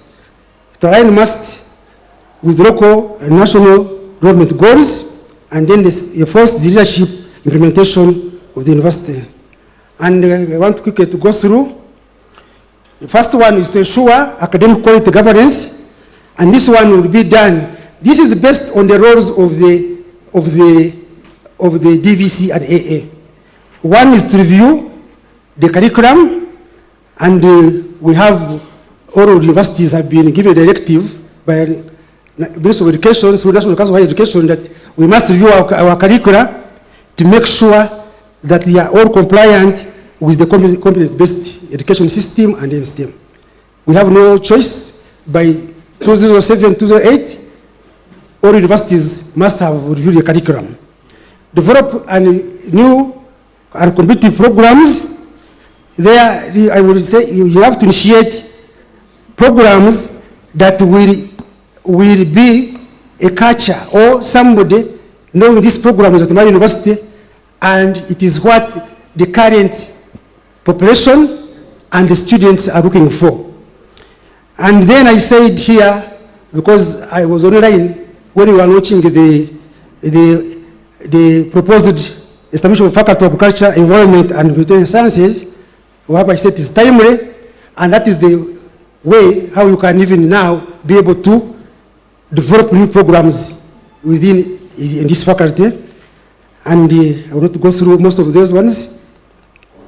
Then also to strengthen the field attachment, I told you I've been in field attachment for more than 15 years, and I know for the competence-based program to be achieved, you must go have a lot of apprenticeship. Students must be with the industry, people have to be on the ground, the lecturers and all those have to work with the communities. And then, of course, mainstreaming all the learning, and of course intervention and stimulation of the information that we have, because most people, secondary schools do not know what actually these our public universities offer. We have to have the intentional dissemination of information to these universities, move there and the rest. And then also to strengthen the e-learning and the public, and that's why I was talking that having laptops and all those ones for students, but that one can come through a strong public-private partnership. And then to champion the improved teaching and learning and such environment, one, I would like to inculcate the philosophy, to impart the philosophy of research in staff, because it is through research that we'll be able to get funding. It is through research that we'll be able to attract students because of the projects that you have, especially at postgraduate, graduate level. And what is important is to make sure staff just know that you have to do research, and that one has to be done through workshops, convincing them, talking to them. Then initiate collaborative researchers at universities, of course, to increase on your supervision team, to increase on the partnership, and it is through strong teams that you are able to win grants. And then my main aim here would be that at least each PhD holder in the university should have at least 2 publications per year. Dennis, we are giving you 2 more minutes to wrap up. Okay. Then strengthen the PhD programs and the master's programs, that is to do on postgraduate training. And then also the first one is on how to implement policies of the university and those ones which are which are being directed by the National Council of Higher Education and Education. Of course, here I'm talking about the STEM and the competency-based curriculum. And then to strengthen the marketability, publicity, and visibility of Mbarara University. And that one can be done through a lot of promoting scholarly work. Make sure you produce research, publish in high impact journals, and then increase the university of metrics, and then people will be interested to know that this is now Mbarara University, and the students will be applying to join, and other people, and also attracting international students. And then also internationalization is on attracting international students, and also this one can also be done through the strong collaborations of other partners, and then both internationally and nationally. Then I'm aware of the policy framework and governance of Mbarara University of Science and Technology and other enabling policy frameworks from government, internationally, and others which I have listed down there.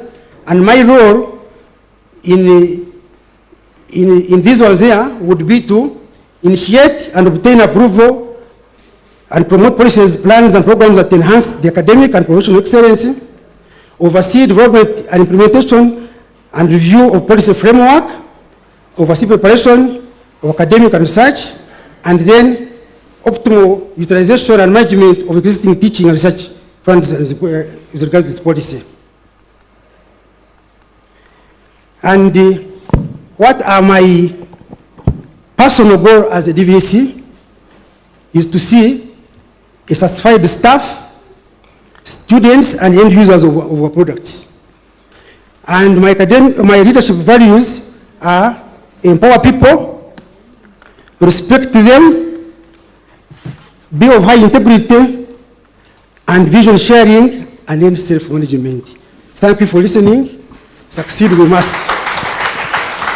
Thank you very much, Dennis, for that elaborate presentation. The floor is now open to the mass community.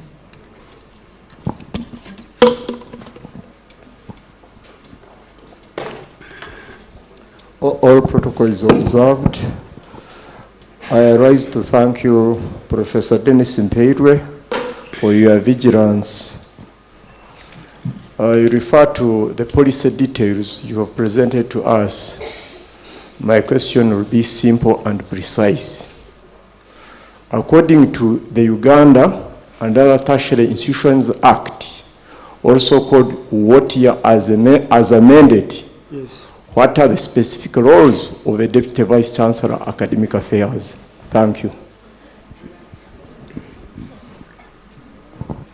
Once. That you've asked. Yes, and then person behind.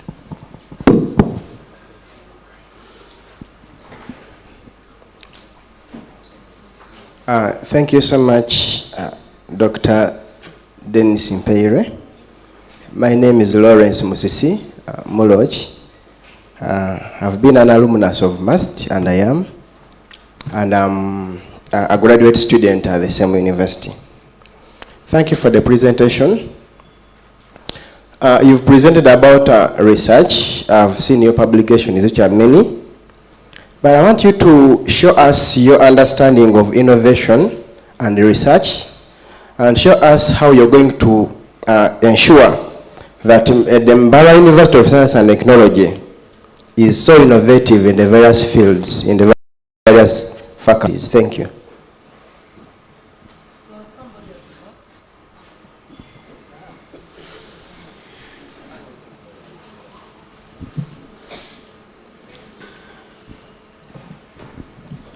Thank you very much, Professor Bairwe.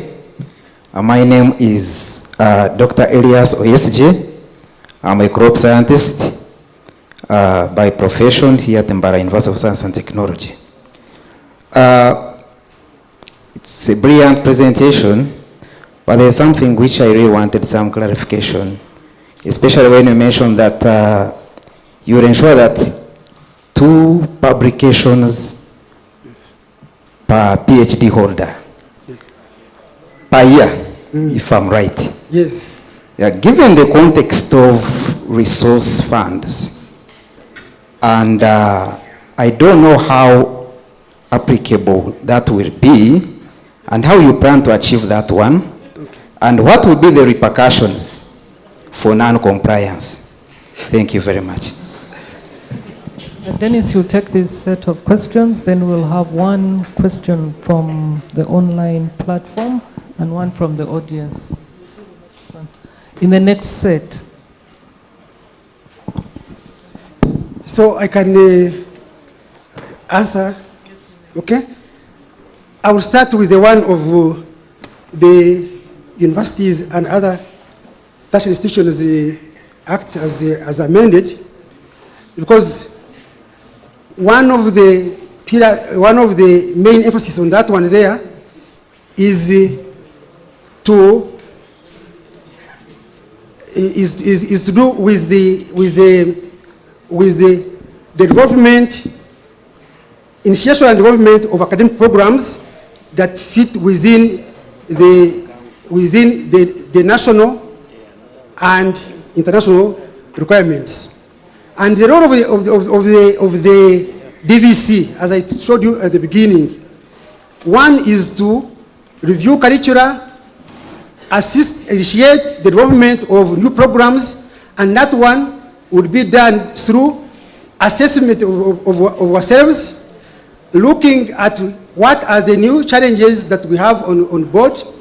And like, for example, now, we are supposed to comply with the National Council of Higher Education of reviewing our curriculum to respond to STEM and also to CBE. So that one is one of the roles that you need to do as a DVCAA. Also, initiate programs that will be answering to national demands, and that one also, it is the role of the DVC to contribute towards that section of the Act. Then the second question was asking me about what do I understand by innovation and research.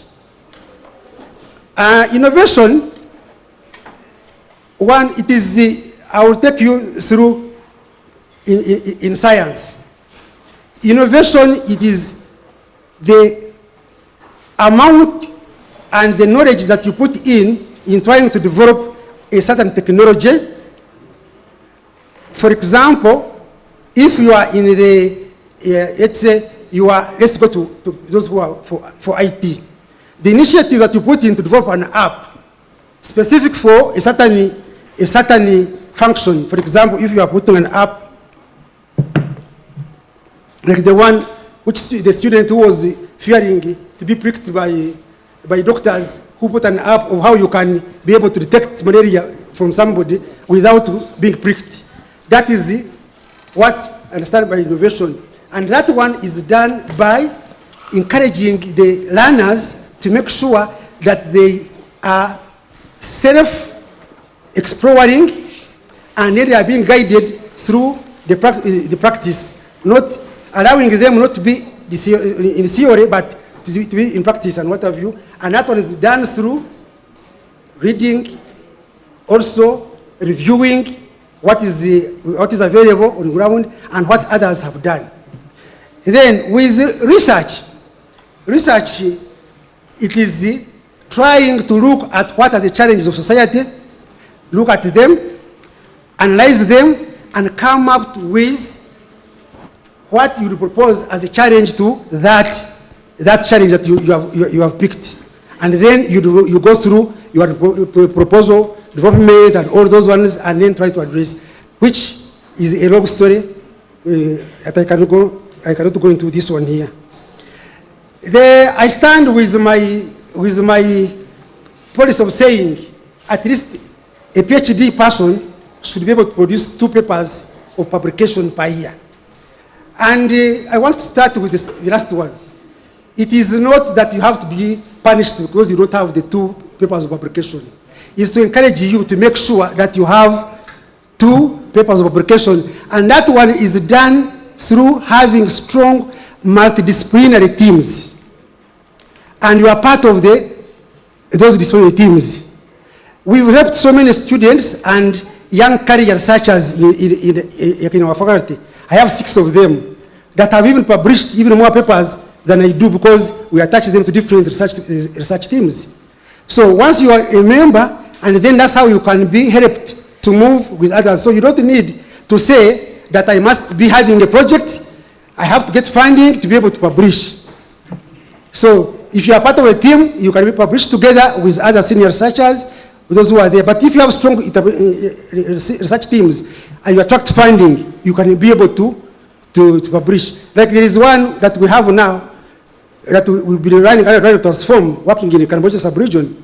We have produced 8 PhDs, and each PhD is having 3 papers of publication, and some of them are staff members. So it's not that you have a punishment for not achieving it, but it's to persuade you, make you align with other research teams, and you're able to publish. Because if you don't publish in a university, especially like Mumbai University of Science and Technology, I don't think that you have a chance, because the fruits are being seen from your publications, the scholarly work. How will you improve the metrics of Mumbai University of Science and Technology if you don't publish and put them in high impact journals? I haven't seen the one from online. We're going to read it. Yeah, okay.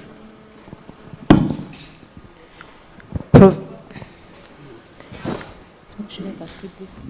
Chair. Thank you, the Chair. And I appreciate the Professor on what he's trying to communicate to us. I'm Kakui Wilson Tukwase, a student of IT here at MUST, here too. Unfortunately, when we go to academics, there are many challenges we face here at this side of Chumra. So we would like to let you know and tell us how are you going to stand in for us. Because specifically, we don't want to get someone who's to favor the old and we the young ones to suffer. Are we getting the point? Yes. Because and we don't have the money to survive. So initially, what I'm trying to put on board is the university has means of transport. That's the funny part. But unfortunately, we students don't gain from those means of transport. We suffer to come here and study on a daily basis. The timetables are fixed. And if you have the money, the little money you have, if you spend it on transport to come and study, then you will not have to eat. If you don't eat, then you will not capture anything they have taught. So what is the essence of having me here at campus to study if I can't survive? So we would like to ask, on behalf of the rest who can't support themselves, we would like to know, how are you going to stand in for us? Because this question was for the previous speaker. Since he said he has been at MUST for over 26 years, meaning he knows the problems, but he has never tried to help us out on that problem. So how can I be there and say, I'm going with this one? 26 years, you've seen the problem, you've not solved it. So please enlighten us on how you're going to help us out on that.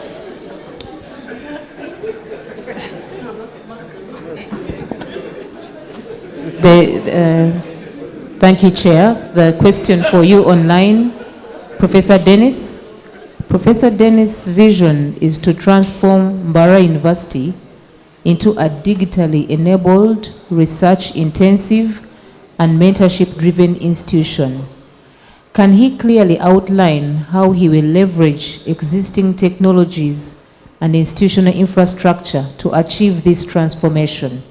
including specific actions, timelines, and measurable outcomes for improving teaching, quality, mentorship systems, and research productivity. That is from Mwavu Rogers.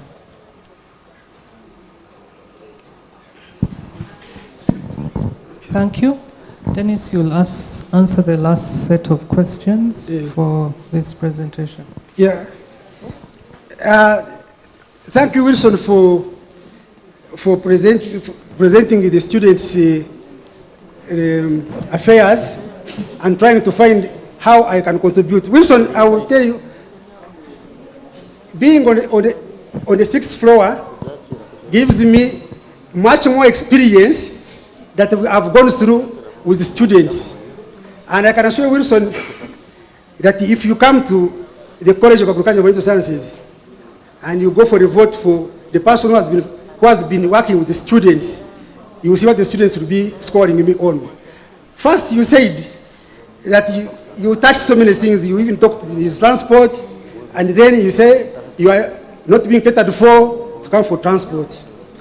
The first question would be that the university, especially with like a growing university that is coming up, they have facilities.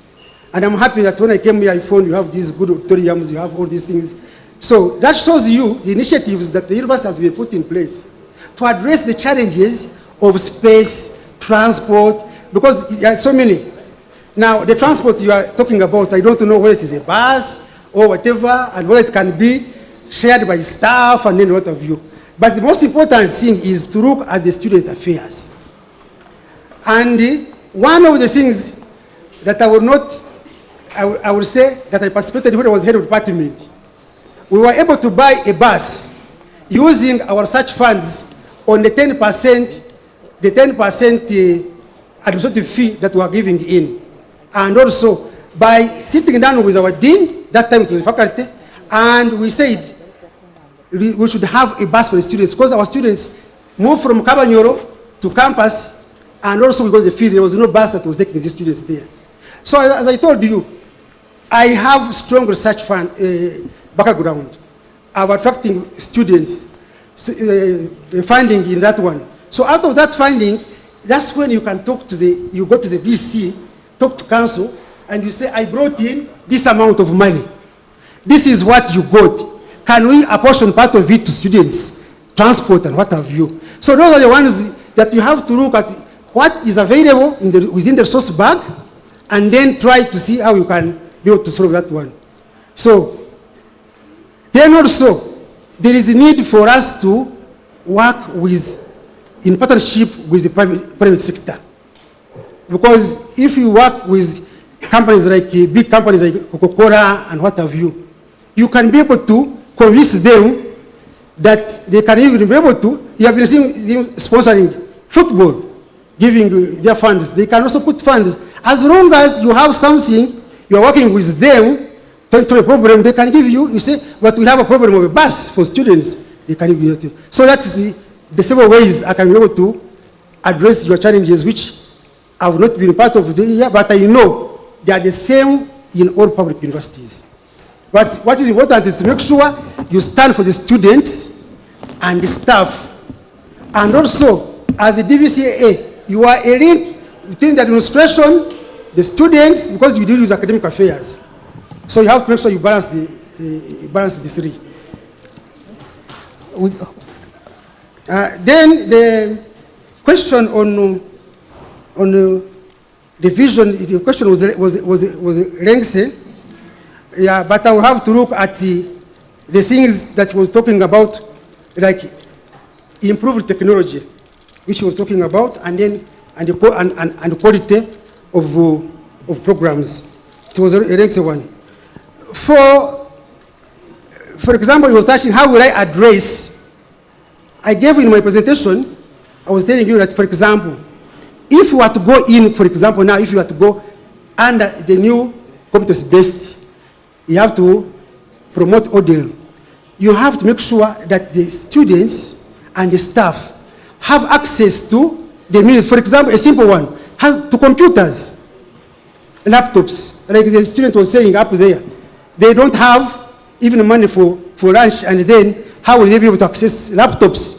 I've been seeing our students at the university, when we're online teaching, they are sharing a phone and they are attending a lecture, which I think is something very inconveniencing for the students, especially for those ones, and especially for people coming from public universities like Mara. Because some universities which are private have forced students to come with laptops, so they can be able. But I told you, one of the ways to do that is through a public-private partnership. For example, Stanbic Bank gave an offer to Mackay University of providing laptops to all students, and all students should, on a loan basis, should only open accounts in Stanbic Bank, and then start paying it over their life period. And it was a good one because it was a laptop was supposed to be given at the factory price, and which was supposed to be 700,000 shillings, and then paid over a span. But that one is still offering and what have you. But if I was in that position, I would want to go into that strong private partnership to make sure that we solve some of the problems like this one here of improved technology. Okay, thank you, Dennis. We'll just take one more question from a council member called Ambrose. Ambrose Murangira, you may speak now. Ambrose.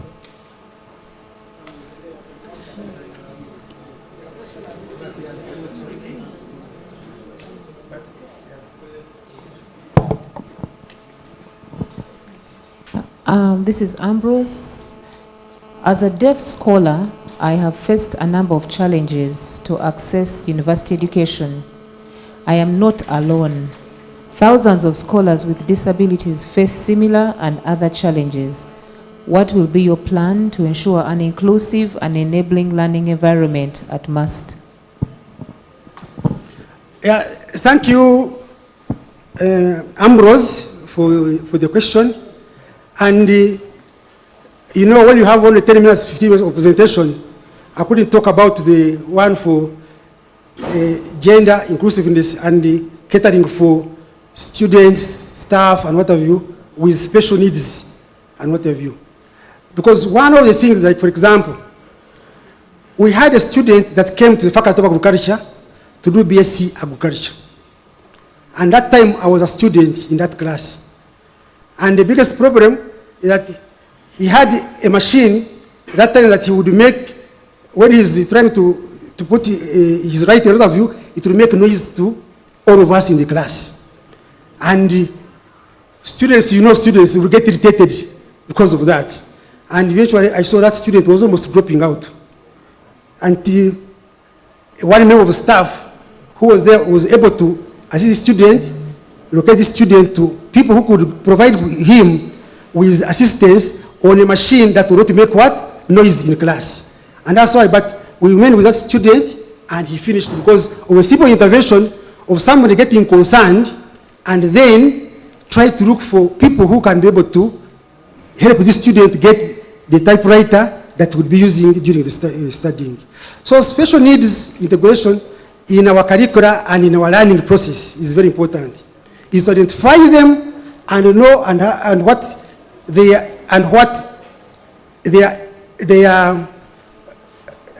incapability is originating from.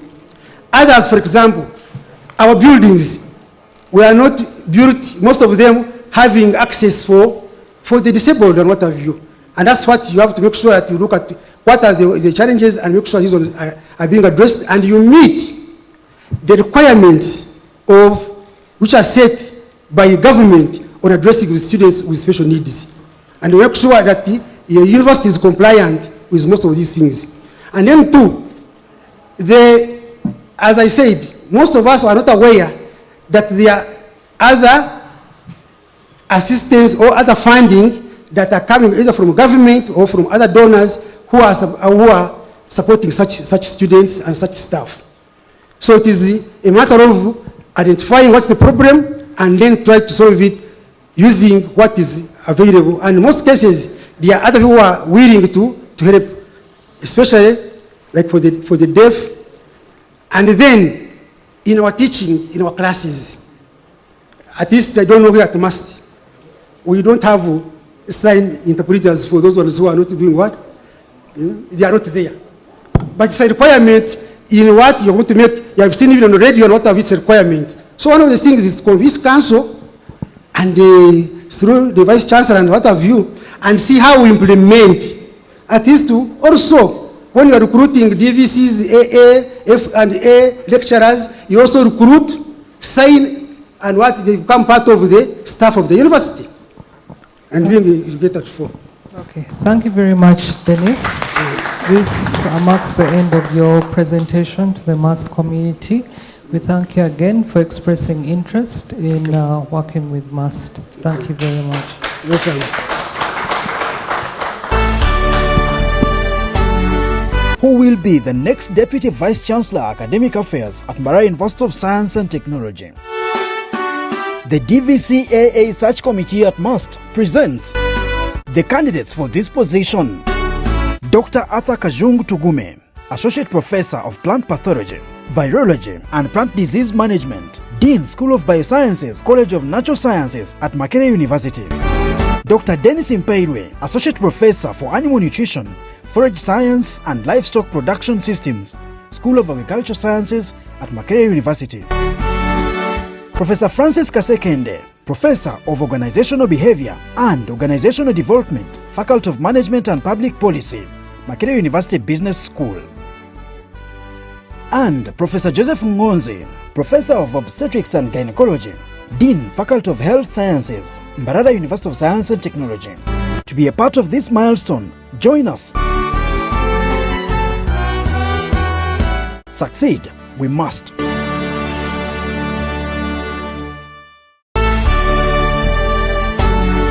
Who will be the next Deputy Vice Chancellor Academic Affairs at Mbarara University of Science and Technology? The DVC Search Committee at MUST presents the candidates for this position.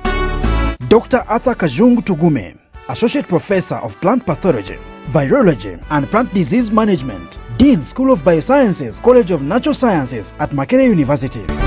Dr. Dennis Mpeirwe, Associate Professor for Animal Nutrition, Forage Science and Livestock Production Systems, School of Agricultural Sciences at Makerere University. Professor Francis Kasekende, Professor of Organizational Behavior and Organizational Development, Faculty of Management and Public Policy, Makerere University Business School. And Professor Joseph Ngonzi, Professor of Obstetrics and Gynecology, Dean, Faculty of Health Sciences, Mbarara University of Science and Technology. To be a part of this milestone, join us. Succeed, we must.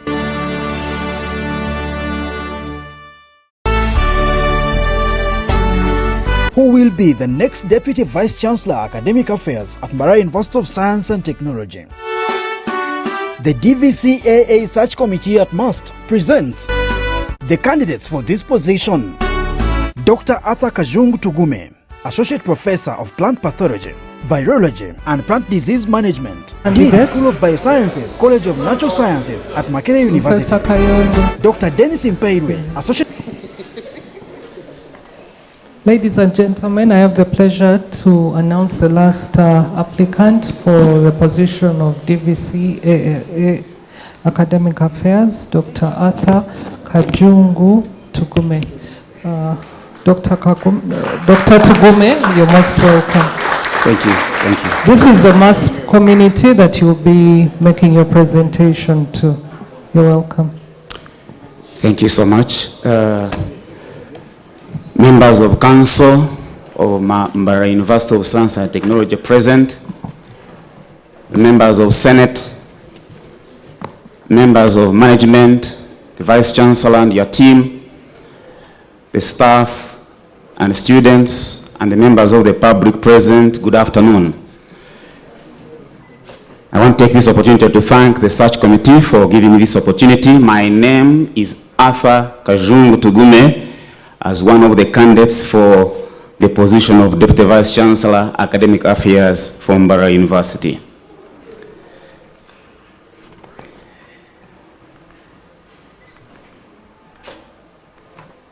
I I want to talk about Mbarara University as the only university which the government of Uganda in 1989 positioned to achieve one of the major dreams that this country is dreaming about, and that is the Vision 2020. My slides are not changing. I'm not sure what is happening.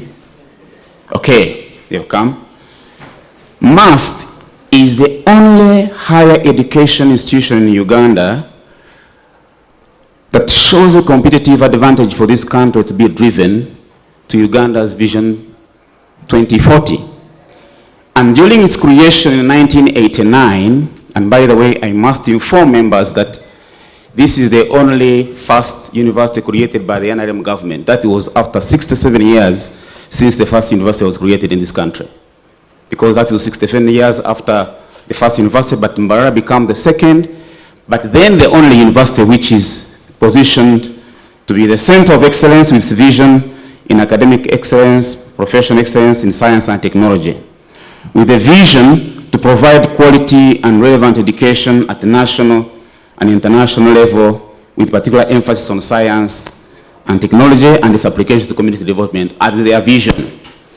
And the head of state was so particular and intentional. It was not just by chance that we have it created, but it was the University of Science and Technology. All right, and therefore, the creation of this university with this vision as stated, and the launching of the Vision 2040 just works hand in glove, that there is no any other higher education institution that I see achieving this objective. Now, with its strategic placement, therefore, there are so many developmental frameworks that place MUST in a competitive advantage for this country. Number one is the Vision 2040 that I've just mentioned.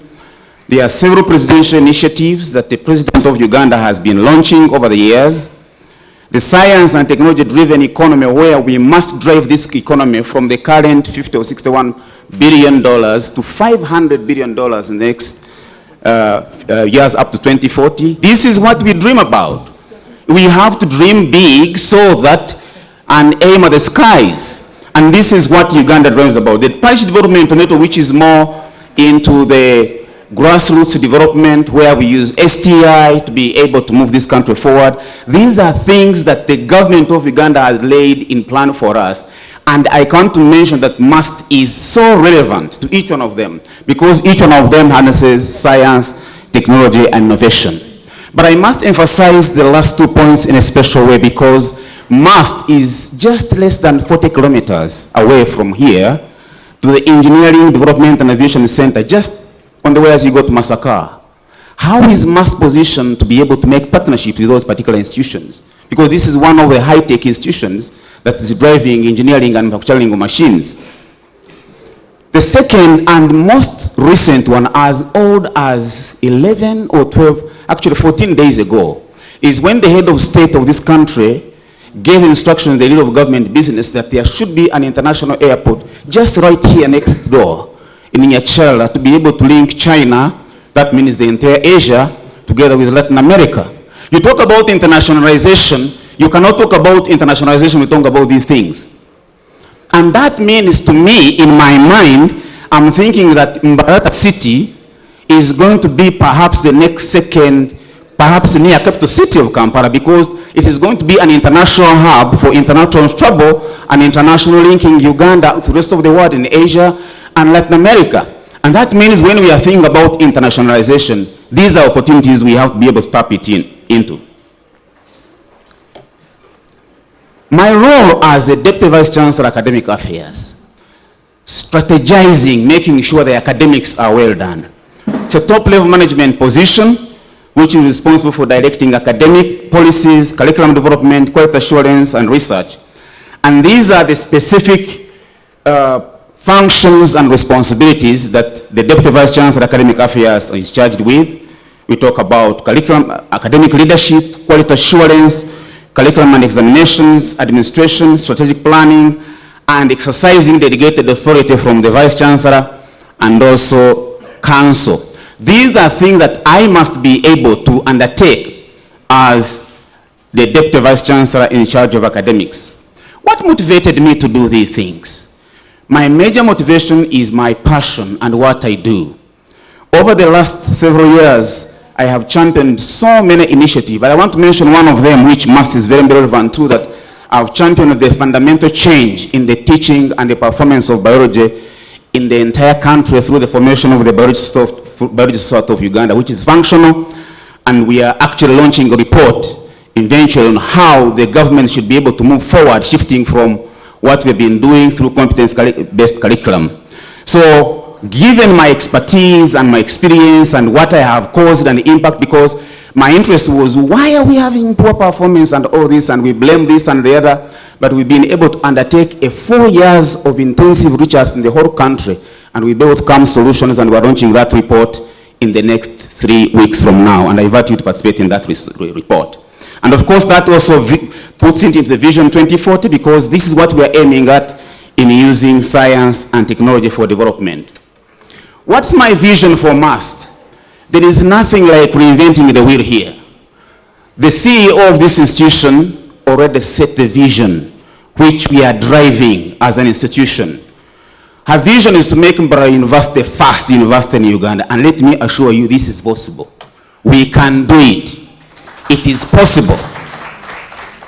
We only have to align a few things, some of which I'm going to talk about, which add on the value what we have already been doing. The first best university in Uganda, to be among the top 20 in Africa, and to be among the top 1,000 in the world. How do I intend? So I intend to be able to plug in and be able to actualize the vision of the Vice Chancellor, because it's already running. And we need to be able to contribute, and that vision we all must be able to contribute towards it. The first one is good academic governance.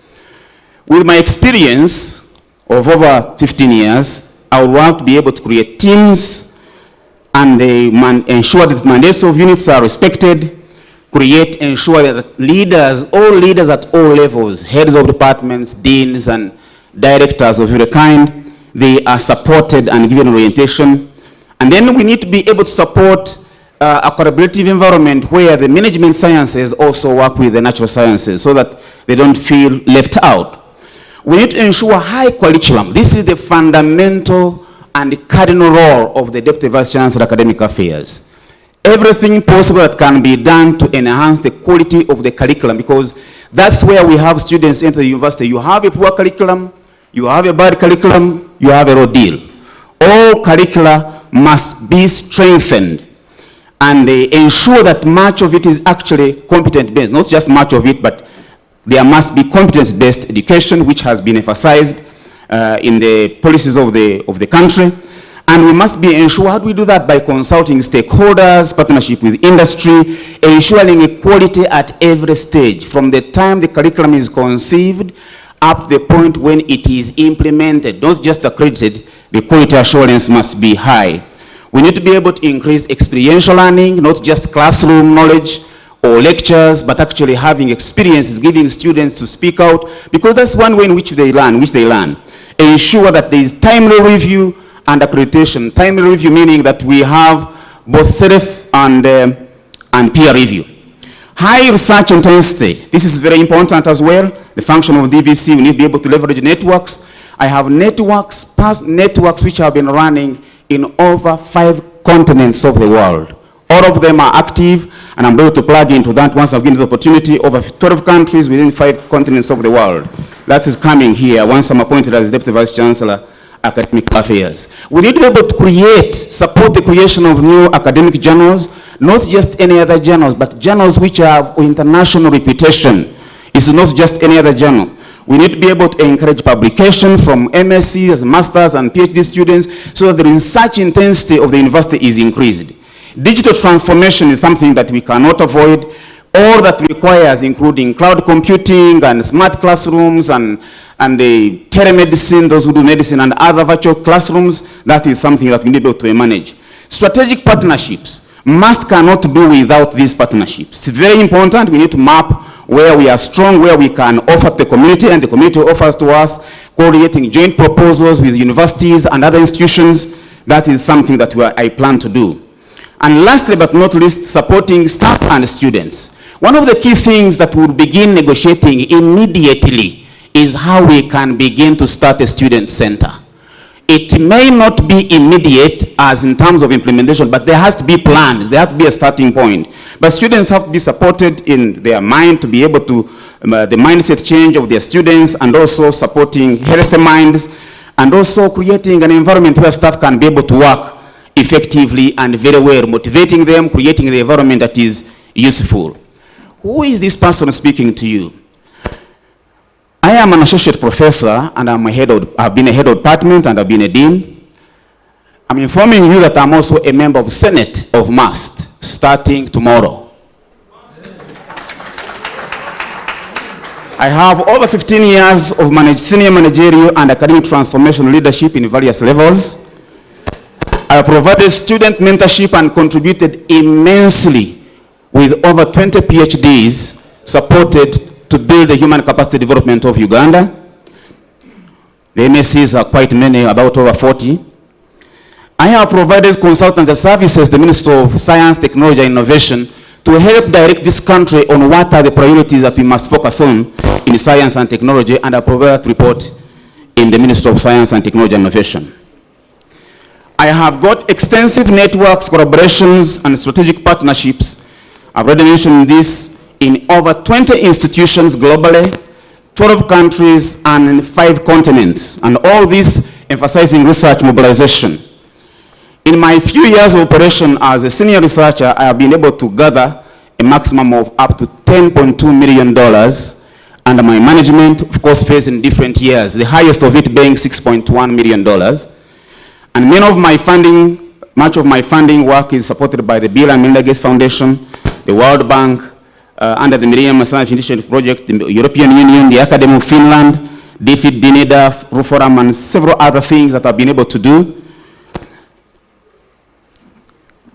Lastly but not least, I have done a lot of outreach in schools, in communities, especially on the matter of biology, because biology, you see, biology is important because it contributes more than 75% of the science, technology, and innovation sector of this country. So if we ignore it, most of our institutions actually come crumbling down and will not have where to go.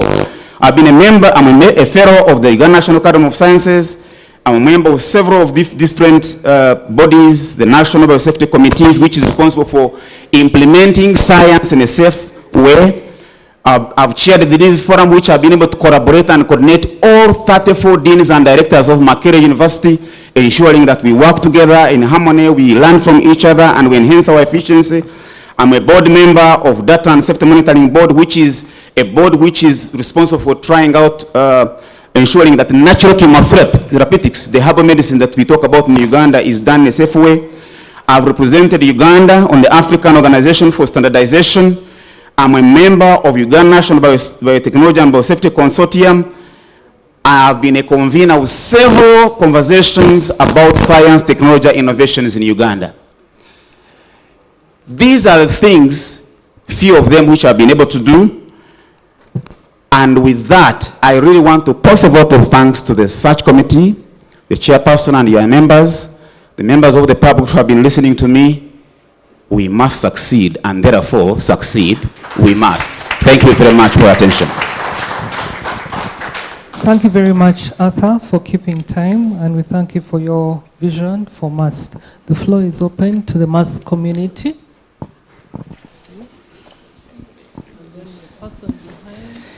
Thank you, Arthur, for your presentation and your aspirations to join MUST as a DVC AA. Like the other people before, you are the fourth person.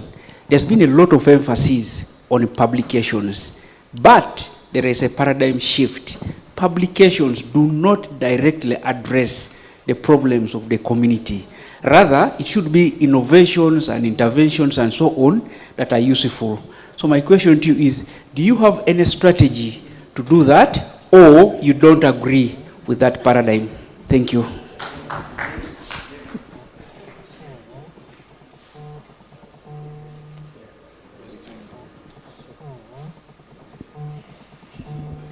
Yes, thank you so much, Chair.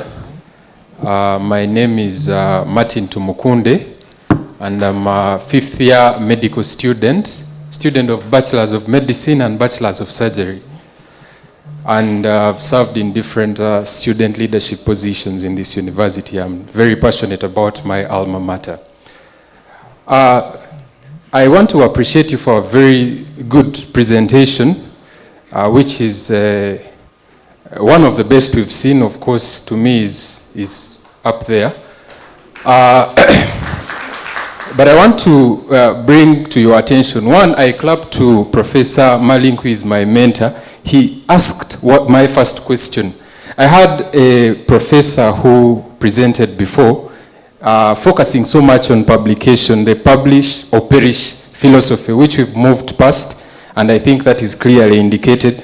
Then my other question, still rhyming with that, when you look at the DNA of MUST, which is actually clearly indicated in our vision, is mostly community engagement. And I will not go to read exactly the statement, but it's community engagement and solving community problems. And that is done through our extensive research that we've been doing as an institution. MUST is a center of excellence in research. However, we are seeing a shift in terms of funding. Funding has shrunk, and we do not know how the future is going to look like.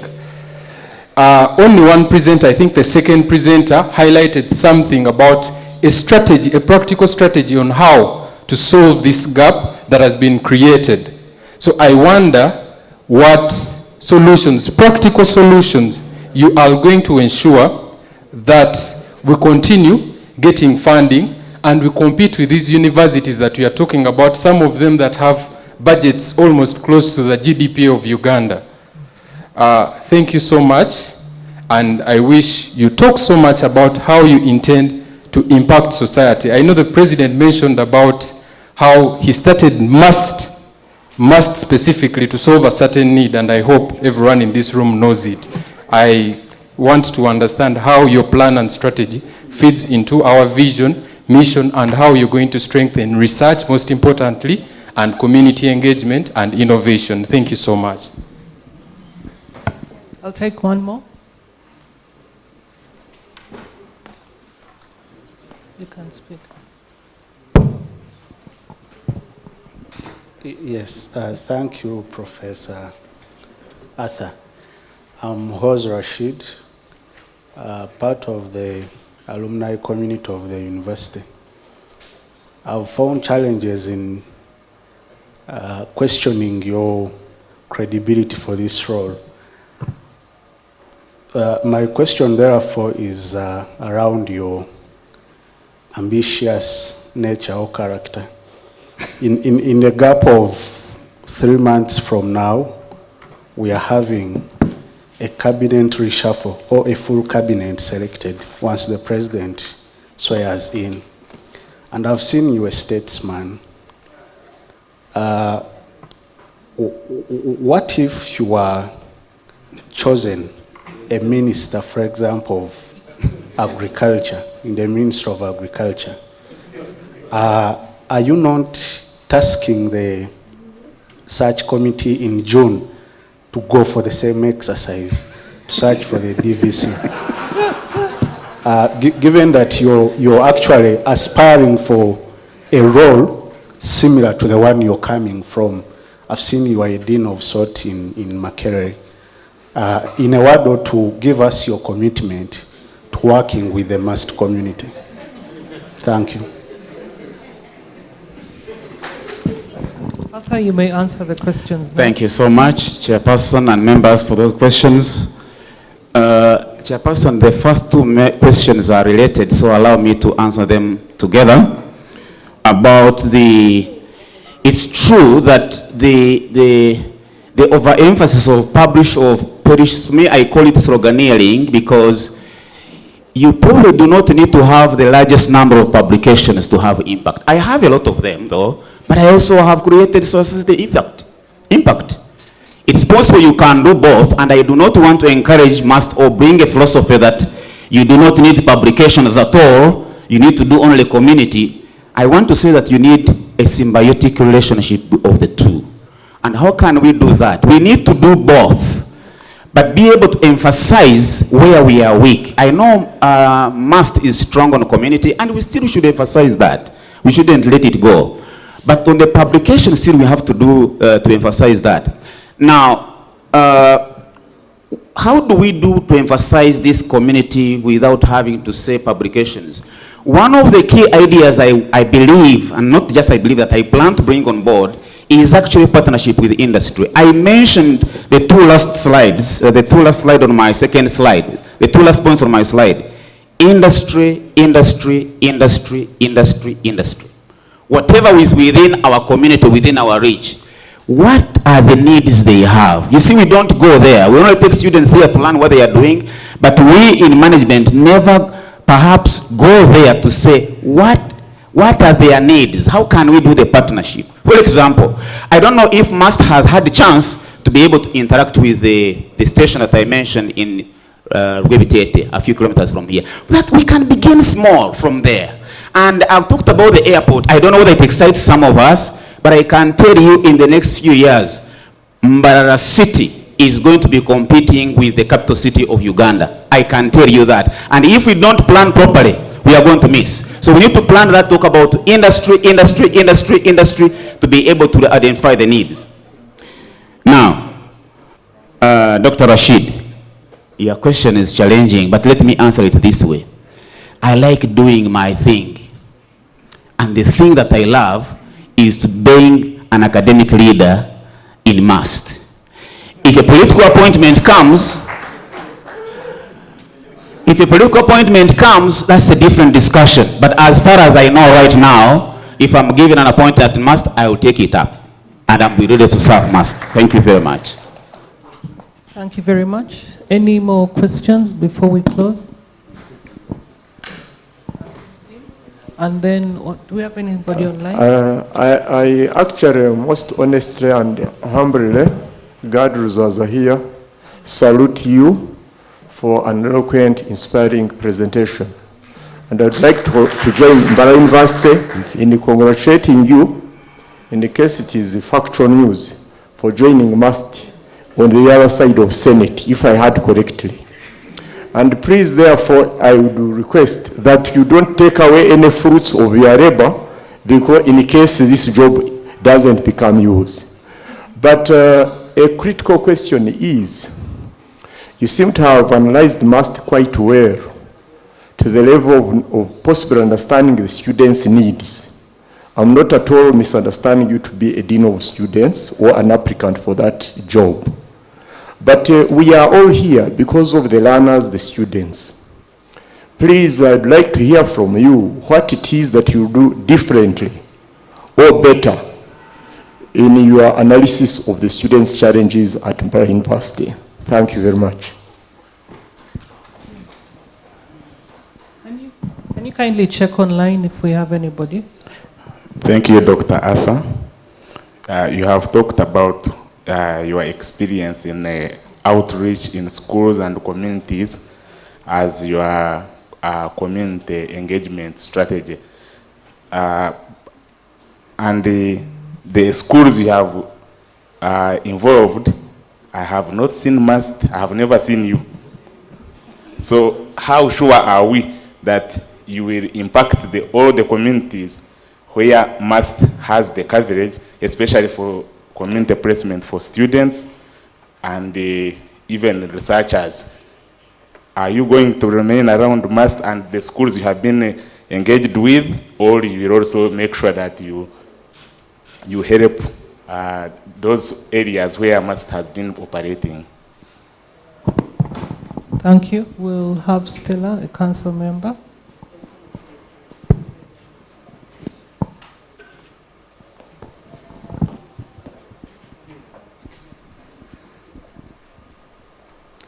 Thank you very much, Chair. And thank you, Dr. Arthur, for your good presentation. But in your objectives, I've seen so many objectives, but on inclusion part of it, I've not had a clear view of how we are going to help people with disability in must to access a good learning environment and working environment. Thank you very much. Thank you. Martha, is there anybody online?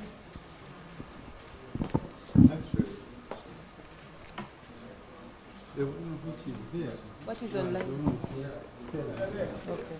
So Arthur, you will answer those questions. The online question is similar to what Stella has asked. Okay, thank you so much, Chairperson and members. Question number one was about how to do differently with students. You see, of course, you can't work in an environment of a university without interacting with students. One of my approaches, what I've seen work with students over the years, is the trust that students put in you. And that talks about with how you work with students. I will need and I will have to implement an open door policy. I mean, engage with the students, start with them, give them space. Students need space. When in other spaces may be shrinking, what the students need is to speak, give them a chance to speak, analyze what they are speaking, and you'll be able to create a flow. If they have a need, you give them a chance. And so students, once you are giving them a chance to be able to speak to you, create opportunities for engagement with them, you know, the student center, even if you have a student center without them plugging into the relationship with management, it becomes futile. So that's one of the things I do quite differently. The second question, I'm sorry, maybe I think the person asking it was meaning it the schools in Mbarara or the schools in Mast. I didn't seem to have understood it very well, but this is what I meant, what I understood. I have been across the whole country in all the different schools in this country, not all the different schools, but in all regions, including Karamoja. So I've been able to visit different schools, not each and every school, but be able to understand what it means for each of the different schools in the region. So being at Mast actually gives me now an opportunity to be able to launch a greater impact within the western part of Uganda. But as it comes to school deans, the school deans, what I was meaning is that I was a coordinator or chairperson of Deans Forum, which ended some time ago, and I was able to coordinate all deans to ensure that our efficiency and delivery was matched. So I don't know, either way, it will answer the question that you are talking about. People with disability, absolutely yes. We need to be able to take care of our learning spaces and office spaces. That is something we need to be able to consider, because when the government is admitting, giving scholarships, and also when we are admitting students, sometimes we don't take care of those particular special needs. So I believe, and as soon as I'm given this particular position, working with my colleague, the Deputy Vice Chancellor, Finance Administration, because this is something that is infrastructure administration. This is something that is so easy to handle once you are working as a team. The DVCA cannot work around about that. Otherwise, that's something that we are looking at once I get an opportunity. Thank you very much.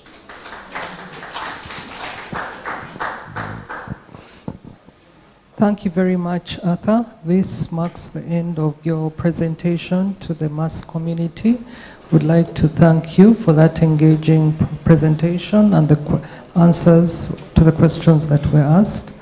We thank you very much for expressing interest in working with MAS, and we'll get back to you in regard to the outcome of this engagement.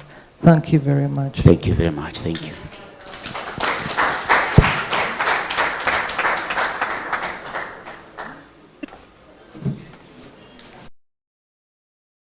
Systems, School of Agricultural Sciences at Makerere University. Professor Francis Kasekende, Professor of Organizational Behavior and Organizational Development, Faculty of Management and Public Policy, Makerere University Business School. And Professor Joseph Ngonzi, Professor of Obstetrics and Gynecology, Dean, Faculty of Health Sciences, Mbarara University of Science and Technology. To be a part of this milestone, join us. Succeed, we must.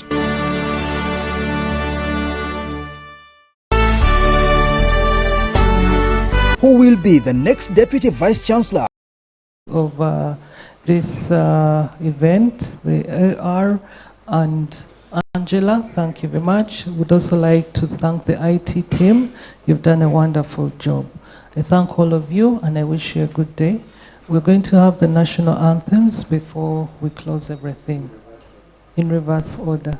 Thank you very much and have a good night.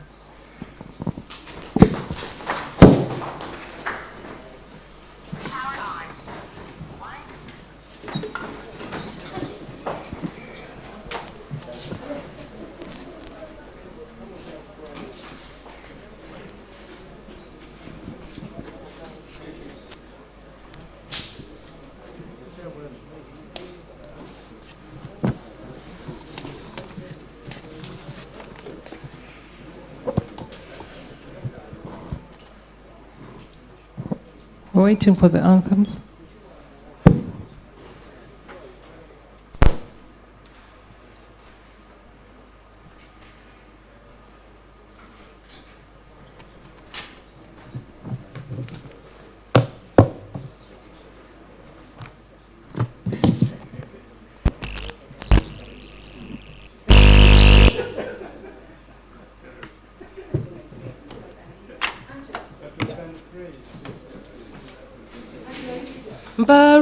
Mbarara University, succeed we must. With God's will, we shall make the best of must. Let us unite and cooperate to build the nation in different sectors. Our pride and ego must will shine forever and will be victors. My alma mater, long live Mbarara University, utlimam viva. E Mungu tawamba uyilinde Jumuiya Afrika Mashariki, tuwezeshe kuishi kwa amani, tutimize na malengo yetu.